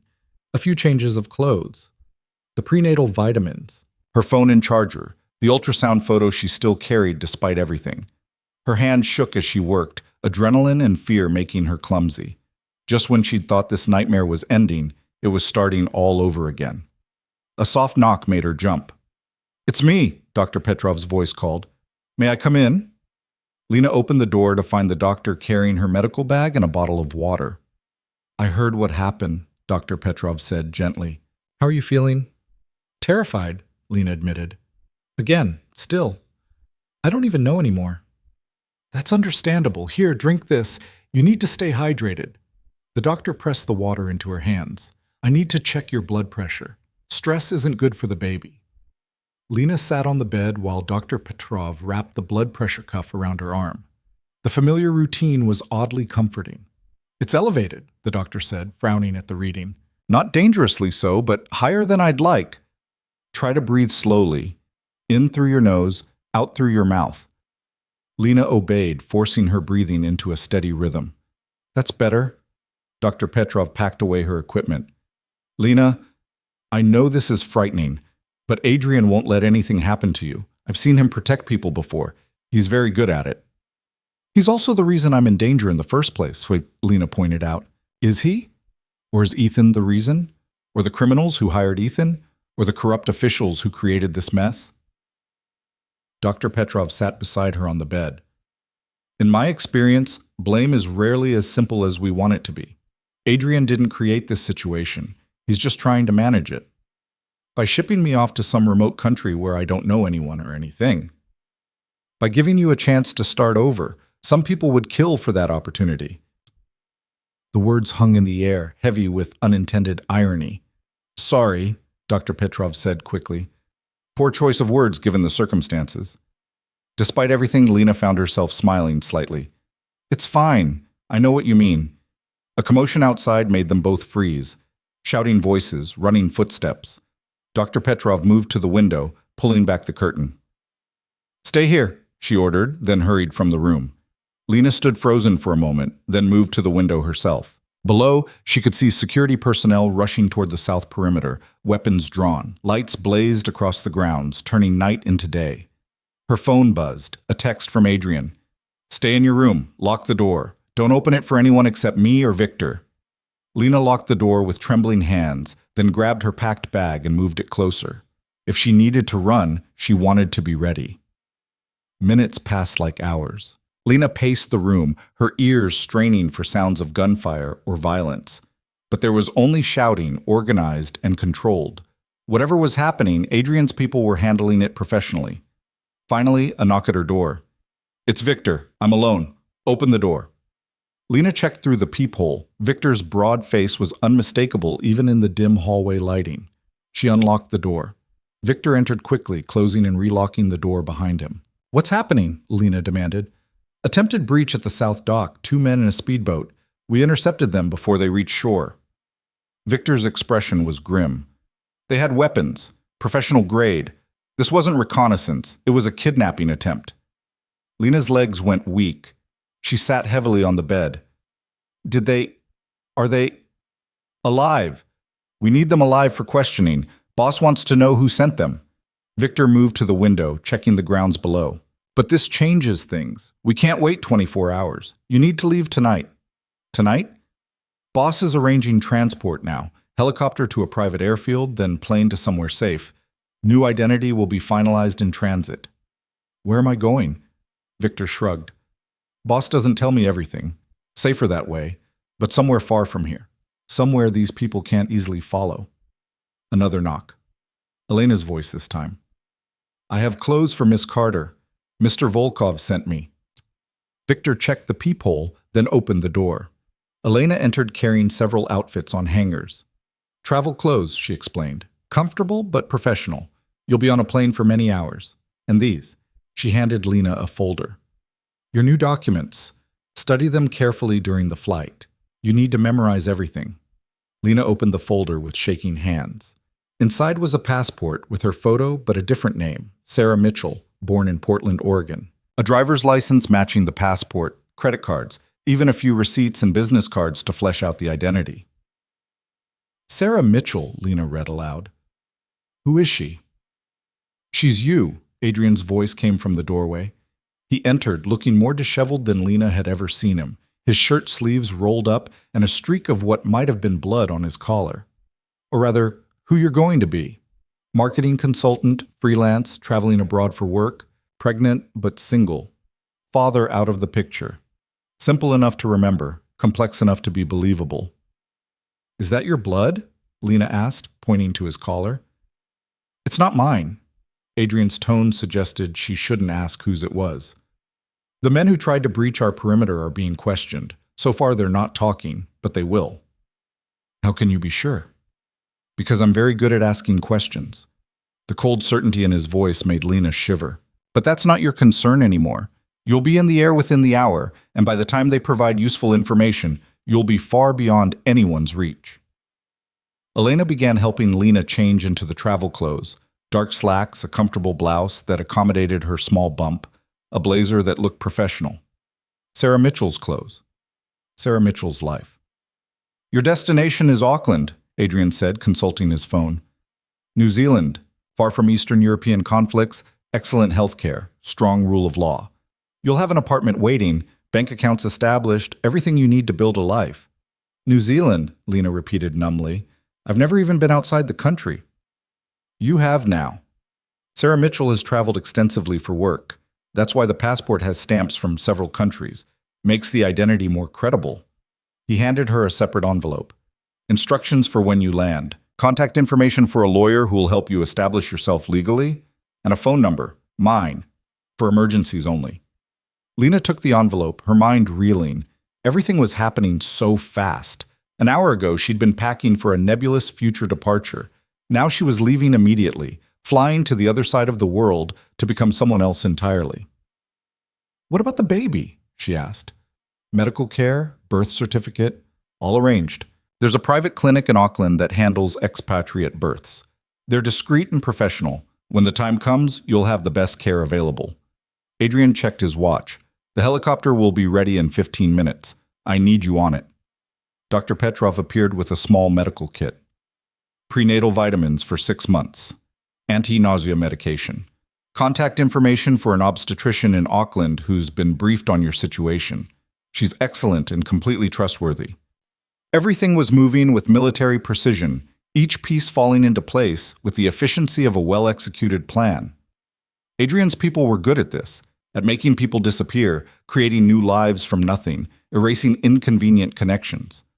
Soon Lena Carter would be erased too, replaced by Sarah Mitchell, who had never met Ethan Cole or Adrian Volkov, who had no connection to stolen bonds or dangerous intelligence documents. Part of her mourned that erasure. But another part, the part that had been growing stronger since that clinic visit that felt like a lifetime ago, welcomed it. Sarah Mitchell could be whoever Lena decided she should be. No history, no baggage, no betrayals, just a fresh start and a baby who deserved better than the chaos that had surrounded its conception. I'm ready, Lena said, and was surprised to find she meant it. Adrian nodded approvingly. Good. Victor will escort you to the helipad. I'll see you off. They moved through the house in a tight formation. Victor leading, Lena in the middle, Adrian and 2 other security personnel behind. Through the windows, Lena could see the estate's grounds blazing with security lights, armed men patrolling the perimeter with military precision. This had been her gilded cage for less than a week. Soon it would just be a memory, a surreal chapter in her life that she'd probably have trouble believing really happened. The helicopter was already running when they reached the pad, its blades creating a powerful downdraft that whipped Lena's hair around her face. Victor helped her aboard, securing her harness with practiced efficiency. Adrian appeared at the open door, having to raise his voice over the engine noise. The pilot has his instructions. You'll land at a private airfield in Pennsylvania where a plane is waiting. Flight time to Auckland is approximately 17 hours with 1 refueling stop. Everything you need is already aboard. Thank you, Lena said, and was surprised to find she meant that too. For keeping me alive. I keep my promises, Adrian replied. Then quieter, I'm sorry it came to this. Ethan should never have involved you. He didn't involve me. He used me. There's a difference. Adrian's expression might have been respect. You're stronger than he gave you credit for. That's good. You'll need that strength in the coming months. He started to step back, but Lena caught his sleeve. The men who tried to breach the perimeter, what will you do with them? That depends on what they tell me. If they're just hired muscle, I'll let them go with a warning. If they're true believers, working directly for the people hunting you. He left the sentence unfinished, but his meaning was clear. Adrian, Lena said slowly, I know what you are, what you do, but I need to believe that there's some line you won't cross, that you're not just another monster in an expensive suit. For a long moment, Adrian was silent, the helicopter's roar filling the space between them. Then he leaned closer so she could hear him clearly. I'm exactly what this world made me, Lena. No better, no worse. I don't cross certain lines because crossing them would be inefficient, not because I'm a good man. Remember that. Don't make me into something I'm not.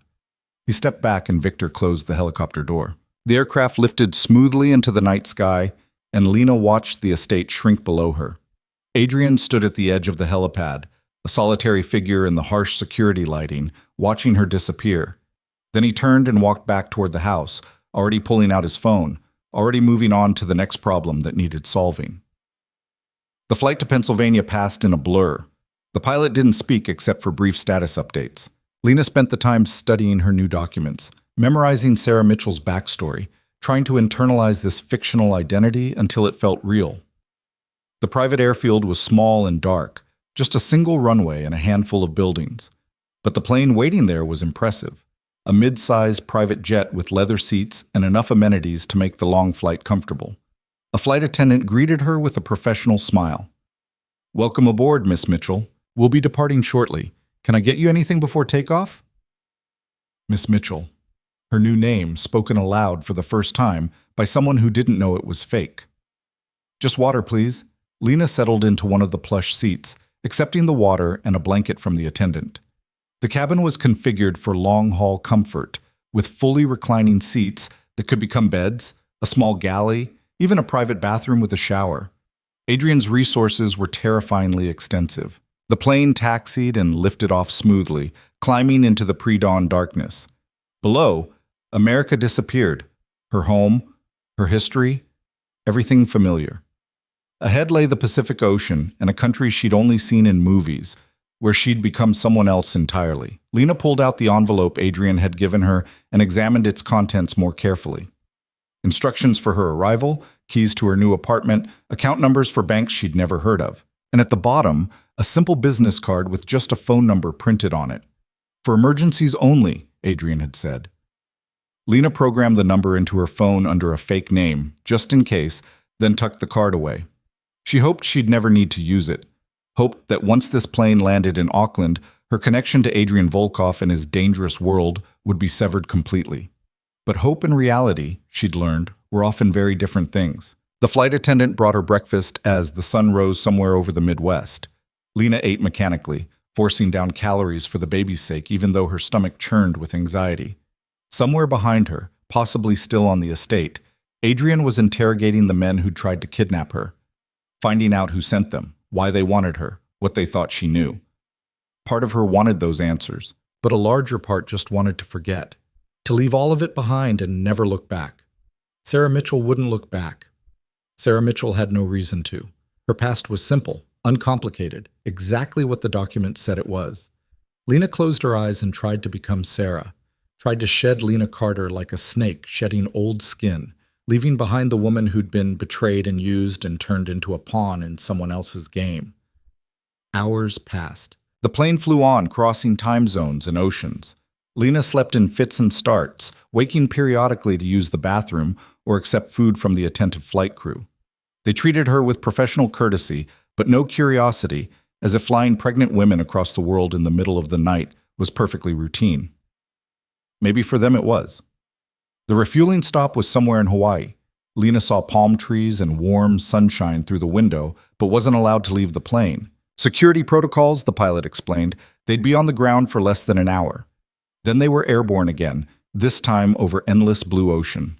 Lena stared out the window at the Pacific stretching to every horizon, feeling impossibly small and isolated. Down there, sharks and whales and creatures she couldn't even imagine pursued their ancient rhythms, completely indifferent to human drama. She envied them their simplicity. Finally, after what felt like an eternity, the pilot announced their descent into Auckland. Lena pressed her face to the window as New Zealand appeared below. Green hills, sparkling harbors, a city that looked both modern and manageable. Nothing like the crushing density of New York. Nothing familiar at all, which was exactly the point. The plane landed smoothly at another private airfield, this one on the outskirts of the city. A car was waiting when Lena disembarked, along with a woman in her 50s holding a tablet. "Miss Mitchell, I'm Caroline Harper. I'll be helping you get settled." The woman's accent was crisp New Zealand English, friendly but professional. "How was your flight?" "Long," Lena said truthfully. "I imagine so. Let's get you to your apartment. I'm sure you're exhausted." The drive into Auckland took about 30 minutes. Caroline kept up a gentle stream of information: where to find groceries, medical services, good restaurants. Lena absorbed it all mechanically, too tired to process much, but grateful for the normalcy of it. Her new apartment was in a modern building in Ponsonby, a neighborhood Caroline described as young professionals and families. The unit was on the third floor with a view of the water, furnished simply but comfortably. One bedroom, one bathroom, a small kitchen, and living area. A place to start over. "Everything you need should be here," Caroline said, showing Lena around. Kitchen is stocked with basics. There's a welcome packet on the counter with important contacts, utilities, emergency services, etc. And this. She handed Lena a key. "For the mailbox downstairs.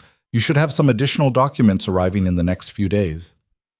"Thank you," Lena said, though the words felt inadequate. Caroline smiled kindly. "You look dead on your feet, dear. Get some rest. I'll check on you in a few days to see how you're settling in." Then she was gone, and Lena was alone in her new life. She moved through the apartment in a daze, checking closets and drawers. Someone, probably at Adrian's direction, had stocked everything: clothes in her size, including maternity wear, toiletries, even some books and a laptop. In the bedroom, she found more prenatal vitamins and a note in Dr. Petrov's handwriting: "Take care of yourself and the baby. You're stronger than you know. Dr. P." Lena sat on the edge of the bed, holding the note, and finally let herself cry. Not harsh sobs like in Adrian's gazebo, but quiet tears of exhaustion and relief and grief for everything she'd lost. The woman she'd been, the life she'd planned, the naive belief that love could be simple and trust could be earned. All of it gone, replaced by this strange new existence in a country she'd never planned to visit, carrying a baby whose father was dead and whose conception had been based on lies. But she was alive and safe, and had a chance, maybe the only chance she'd ever get, to build something real. Lena Carter was gone. Long live Sarah Mitchell. She crawled under the covers without bothering to undress fully and fell into a deep, dreamless sleep. When she woke, sunlight was streaming through unfamiliar windows, and her phone was buzzing. A text from an unknown number confirmed safe arrival. "All threats neutralized. You're free to live your life, Lena. Make it count." Alina stared at the message for a long time. All threats neutralized. She didn't want to know what that meant, what Adrian had done to the men who'd tried to kidnap her or the organizations that had sent them. She just wanted it to be over. And apparently, it was. Lena deleted the message, then blocked the number. Whatever debt she owed Adrian Volkov, whatever strange connection had formed between them during her captivity, it ended now. She needed to cut all ties to that world if she had any hope of moving forward. Her hand moved to her stomach, feeling the slight curve that was just beginning to show. "It's just us now," she whispered to the baby. "We're going to be okay. I promise." And for the first time since that ultrasound photo had gone to the wrong number and changed everything, Lena actually believed it might be true. The first weeks in Auckland passed in a haze of adjustment and deliberate forgetting. Sarah Mitchell, because that's who Lena was now, who she had to become, established routines that felt both foreign and necessary. Morning walks along the waterfront, prenatal yoga classes at a studio 3 blocks from her apartment, grocery shopping at the market where vendors greeted her with cheerful familiarity that she carefully returned without revealing too much. She was learning to be invisible in plain sight, a skill Adrian had inadvertently taught her during those days on his estate. Blend in. Be pleasant but unmemorable. Never volunteer information, never draw attention. Sarah Mitchell was boring, and boring was exactly what Lena needed to be. The obstetrician Dr. Petrov had recommended was a woman in her early 60s named Dr. Walsh, with kind eyes and a no-nonsense manner that Lena appreciated. At their first appointment, Dr. Walsh examined Lena thoroughly, reviewed her medical history, the fabricated one that came with Sarah Mitchell's documents, and pronounced both mother and baby healthy. "Your due date is approximately late June," Dr. Walsh said, making notes in her chart. "That gives us plenty of time to prepare. Do you have family support here in Auckland?" "No family," Lena replied, the lie coming easier than it should have. "Just me, but I'm managing." "Well, you have me now, and we'll make sure you have everything you need." Dr. Walsh handed her several pamphlets about childbirth classes and support groups. Being a single mother isn't easy, but you're not alone in it. Lena nodded, accepting the pamphlets with gratitude she genuinely felt. For the first time in months, someone was offering help without hidden agendas or ulterior motives. Dr. Walsh didn't care about stolen bonds or dangerous criminals. She just cared about keeping Lena and her baby healthy. It was refreshingly simple. Weeks turned into months. Lena's belly grew, the baby's movements becoming more pronounced. She'd lie awake at night feeling kicks and rolls, marveling at the life growing inside her despite everything. This baby hadn't asked to be conceived in lies or born into chaos.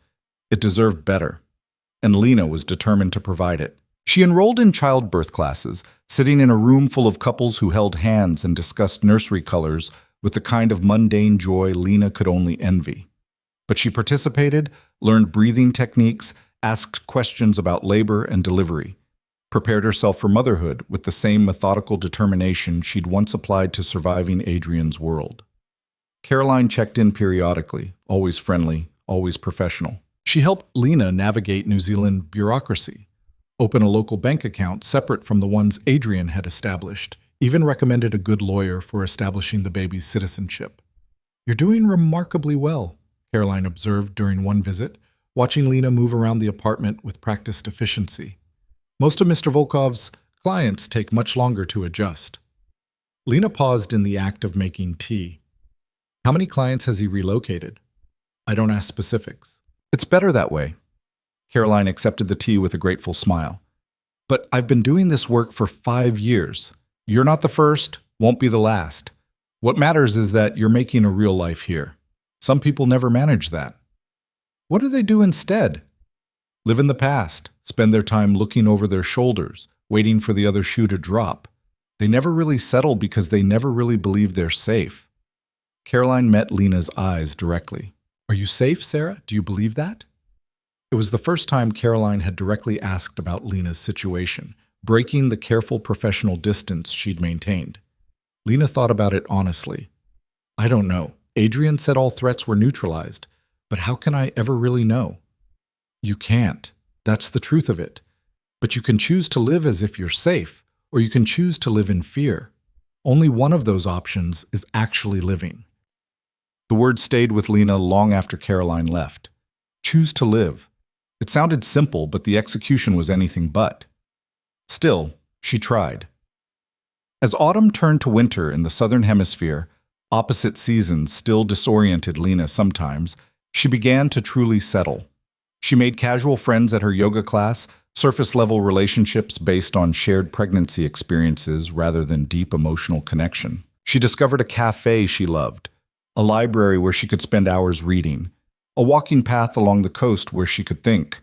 She was building a life, small, quiet, nothing like the ambitious future she'd once imagined in New York. But it was real, and it was hers. The baby's room came together slowly. Lena painted the walls a soft yellow, assembled furniture with the help of a cheerful neighbor named Emma, who had twins and an endless supply of parenting advice. She bought tiny clothes and blankets, a crib that looked impossibly small for an actual human being. One afternoon, while folding impossibly tiny onesies, her phone rang. Unknown number, New Zealand area code. Lena's heart rate spiked, old instincts dying hard, but she answered cautiously. "Miss Mitchell?" A man's voice, professional. "This is Detective Morrison with the Auckland Police. I'm calling regarding some irregularities with your visa documentation." Lena's blood ran cold. "Irregularities?" "Nothing serious, I'm sure, just some questions about your employment verification. Would you be able to come to the station tomorrow to clear things up?" Every alarm bell Adrian had installed in Lena's psyche started clanging. This was wrong. The documentation he'd provided was supposed to be flawless, if police were questioning it. "Of course," she said carefully. "What time would be convenient?" "Shall we say 10 o'clock? Central Station? Ask for me at the front desk. I'll be there." The moment she hung up, Lena was moving. She pulled out the emergency phone Adrian had given her, one she'd kept despite deleting his number from her regular phone, and found his contacts still programmed in. For emergencies only. This qualified. She dialed, half expecting it not to work after all these months, but it rang twice before Adrian's familiar voice answered. Lena, I was wondering if I'd ever hear from you. There's a problem. Police called about visa irregularities. They want me to come to the station tomorrow. The words tumbled out in a rush. You said the documentation was perfect. You said, Slow down, Adrian interrupted, his tone shifting to the focused intensity she remembered. Tell me exactly what was said.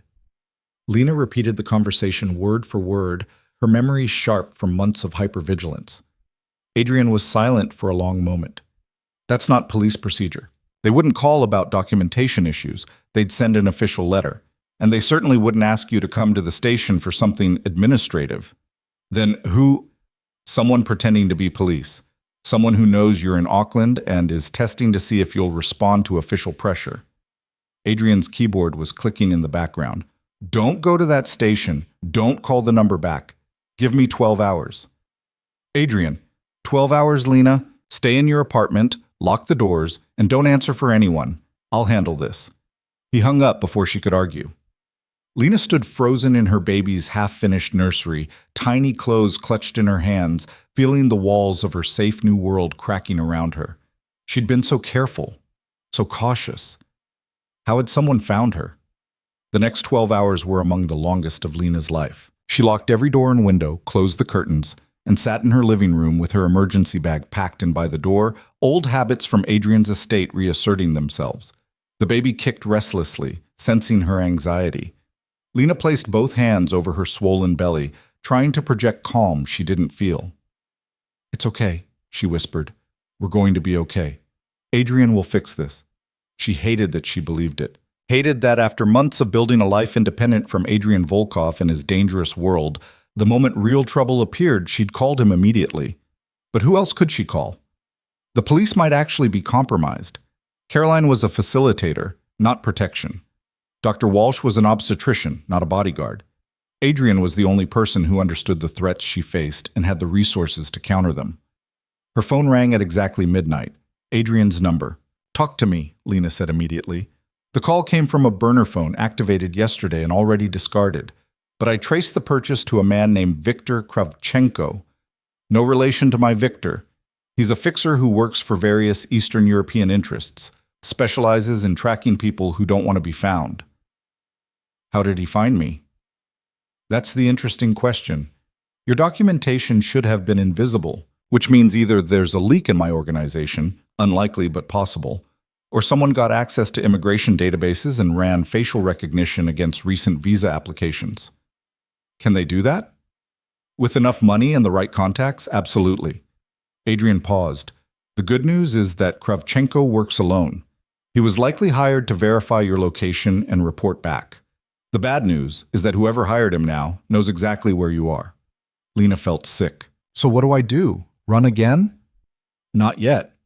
Running without knowing who's chasing you is how people get caught.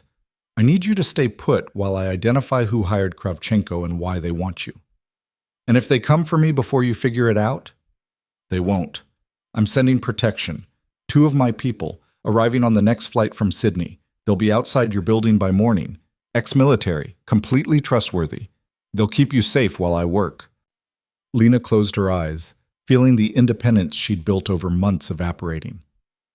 I can't live like this, Adrian. Constantly looking over my shoulder, waiting for the next threat. I know. That's why I'm going to end this, permanently. His voice held the cold certainty she remembered from their first meeting. Whoever's hunting you made a mistake by sending Kravchenko. He's good, but not careful enough. I'll find him, making him tell me who hired him, and eliminate the problem at its source. Eliminate, Lena repeated. You mean kill. I mean remove the threat in whatever way proves most efficient. Don't ask questions you don't want answered, Lena. She should have been horrified, should have protested, but all she felt was exhausted relief that someone else was taking charge of the nightmare. How long? She asked. A week, maybe less. Stay in your apartment, let my people protect you, and trust that I'm handling it. I don't have much choice, do I? You always have choices.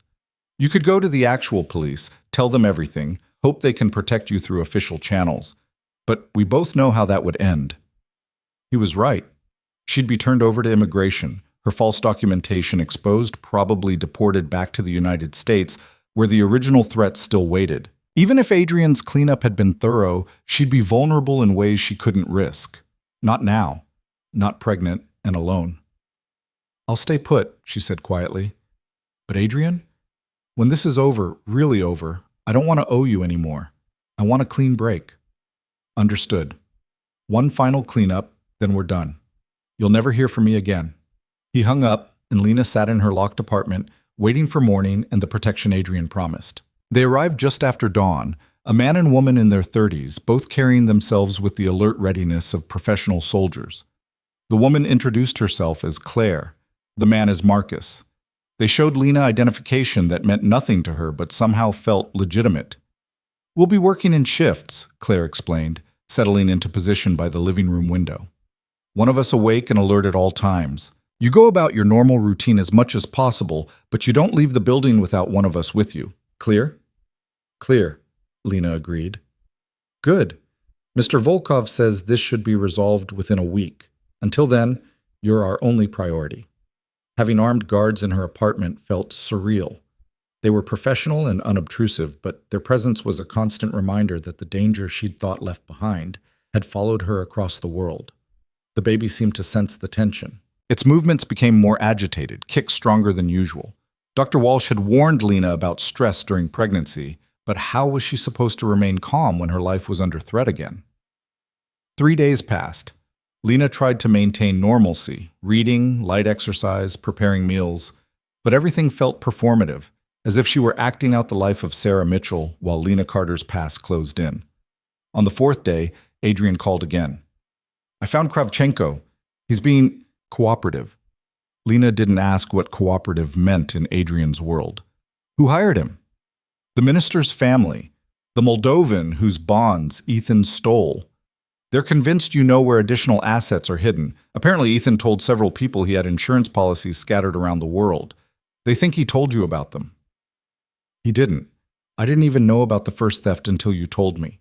"I know, but they don't believe that. Or more accurately, they can't afford to believe it. If there are additional stolen assets out there, they need to recover them. And you're their only lead." Lena felt cold despite the room's warmth. "So this never ends. Even with Ethan dead, even with you recovering what he stole, they'll keep coming." "Not after tonight." Adrian's voice held dark promise. "I'm meeting with the family's representative in Bucharest in 3 hours. I'm going to convince them very thoroughly that continuing to pursue you would be extremely unwise." "How?" "By demonstrating that I consider you under my permanent protection and that any further attempts to harm or intimidate you will be met with consequences they can't afford." He paused. "I'm making you untouchable, Lena. After tonight, your name goes on a list of people that organizations like theirs know better than to target." "What list?" "The list of individuals under the protection of people more dangerous than they are. It's an informal system, but it works. The minister's family is ruthless, but not stupid. Once they understand the cost of pursuing you exceeds any potential benefit, they'll move on." It sounded too simple, too clean. But Lena had learned that Adrian didn't make promises he couldn't keep. And if they don't move on, then I'll make the family's representative disappear, and they'll have a much bigger problem than missing bonds. But it won't come to that. These people respond to power and certainty. I'll provide both." "Adrian," Lena said slowly, "why are you doing this? You recovered what Ethan stole. You have no reason to keep protecting me. I'm just a complication you could eliminate by walking away." The silence stretched long enough that Lena thought he might have hung up. Then, "Do you remember what I said on the estate? That you became my responsibility the moment you entered my protection?"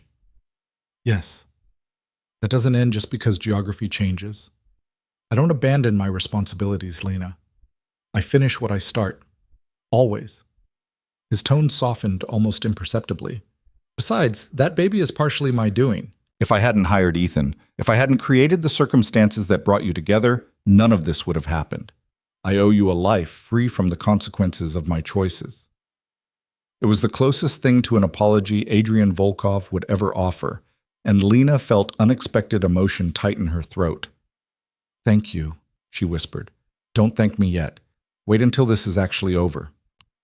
He disconnected, and Lena was left staring at her phone, trying to process the strange loyalty this dangerous man had shown her. The next 36 hours crawled by. Claire and Marcus maintained their vigilant watch. Lena paced, read, tried to sleep and failed. The baby kicked insistently as if protesting the tension. Finally, her phone rang again, but this time it wasn't Adrian. It was Caroline. "Sarah, I have some paperwork for you to sign. New visa extension documents. Can I come by this afternoon?" Lena glanced at Marcus, who nodded. "That's fine. Around 2? Perfect. See you then." Caroline arrived precisely at 2 o'clock, carrying her usual tablet and professional smile. But when she sat down at Lena's kitchen table and pulled out the documents, her expression grew serious. "These aren't actually visa papers," she said quietly, sliding a different folder across the table. "These are documents establishing a trust fund for your baby. Mr. Volkov asked me to have you sign them." Lena opened the folder, scanning legal language she barely understood, but the numbers were clear enough. $2 million held in trust for the child, accessible when they turned 18 or for education and medical expenses before then. "This is too much," Lena protested. "Mr. Volkov disagrees. He says it's compensation for the disruption to your life and insurance that the child never suffers from the circumstances of its conception." Caroline pulled out a pen.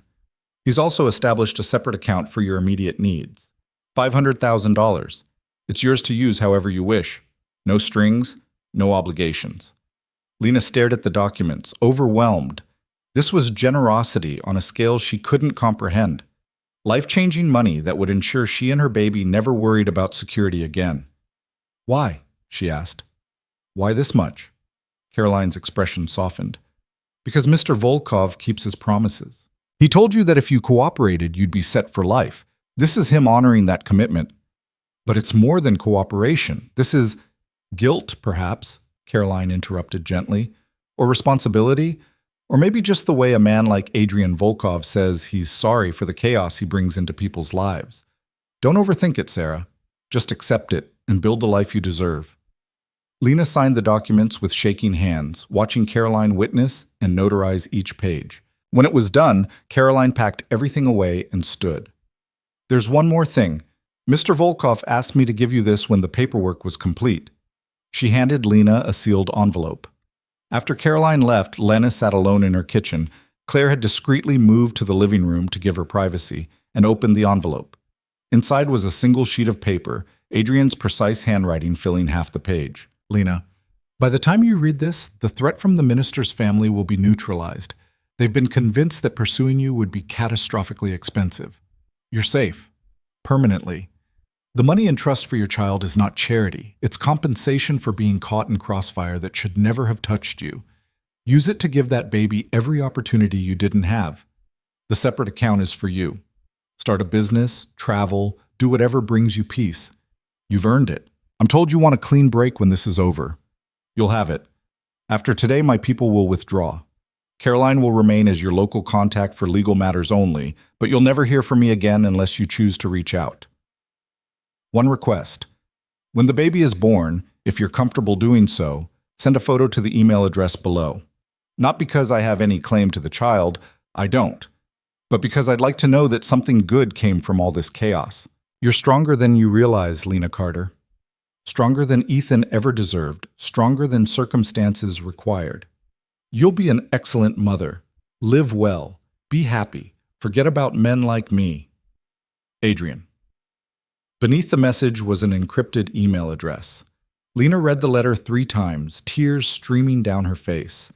It was the strangest farewell she'd ever received, part apology, part blessing, part release. Adrian Volkov, crime lord and manipulator, was setting her free in the most thorough way possible, by making her financially independent and removing every threat that might follow her.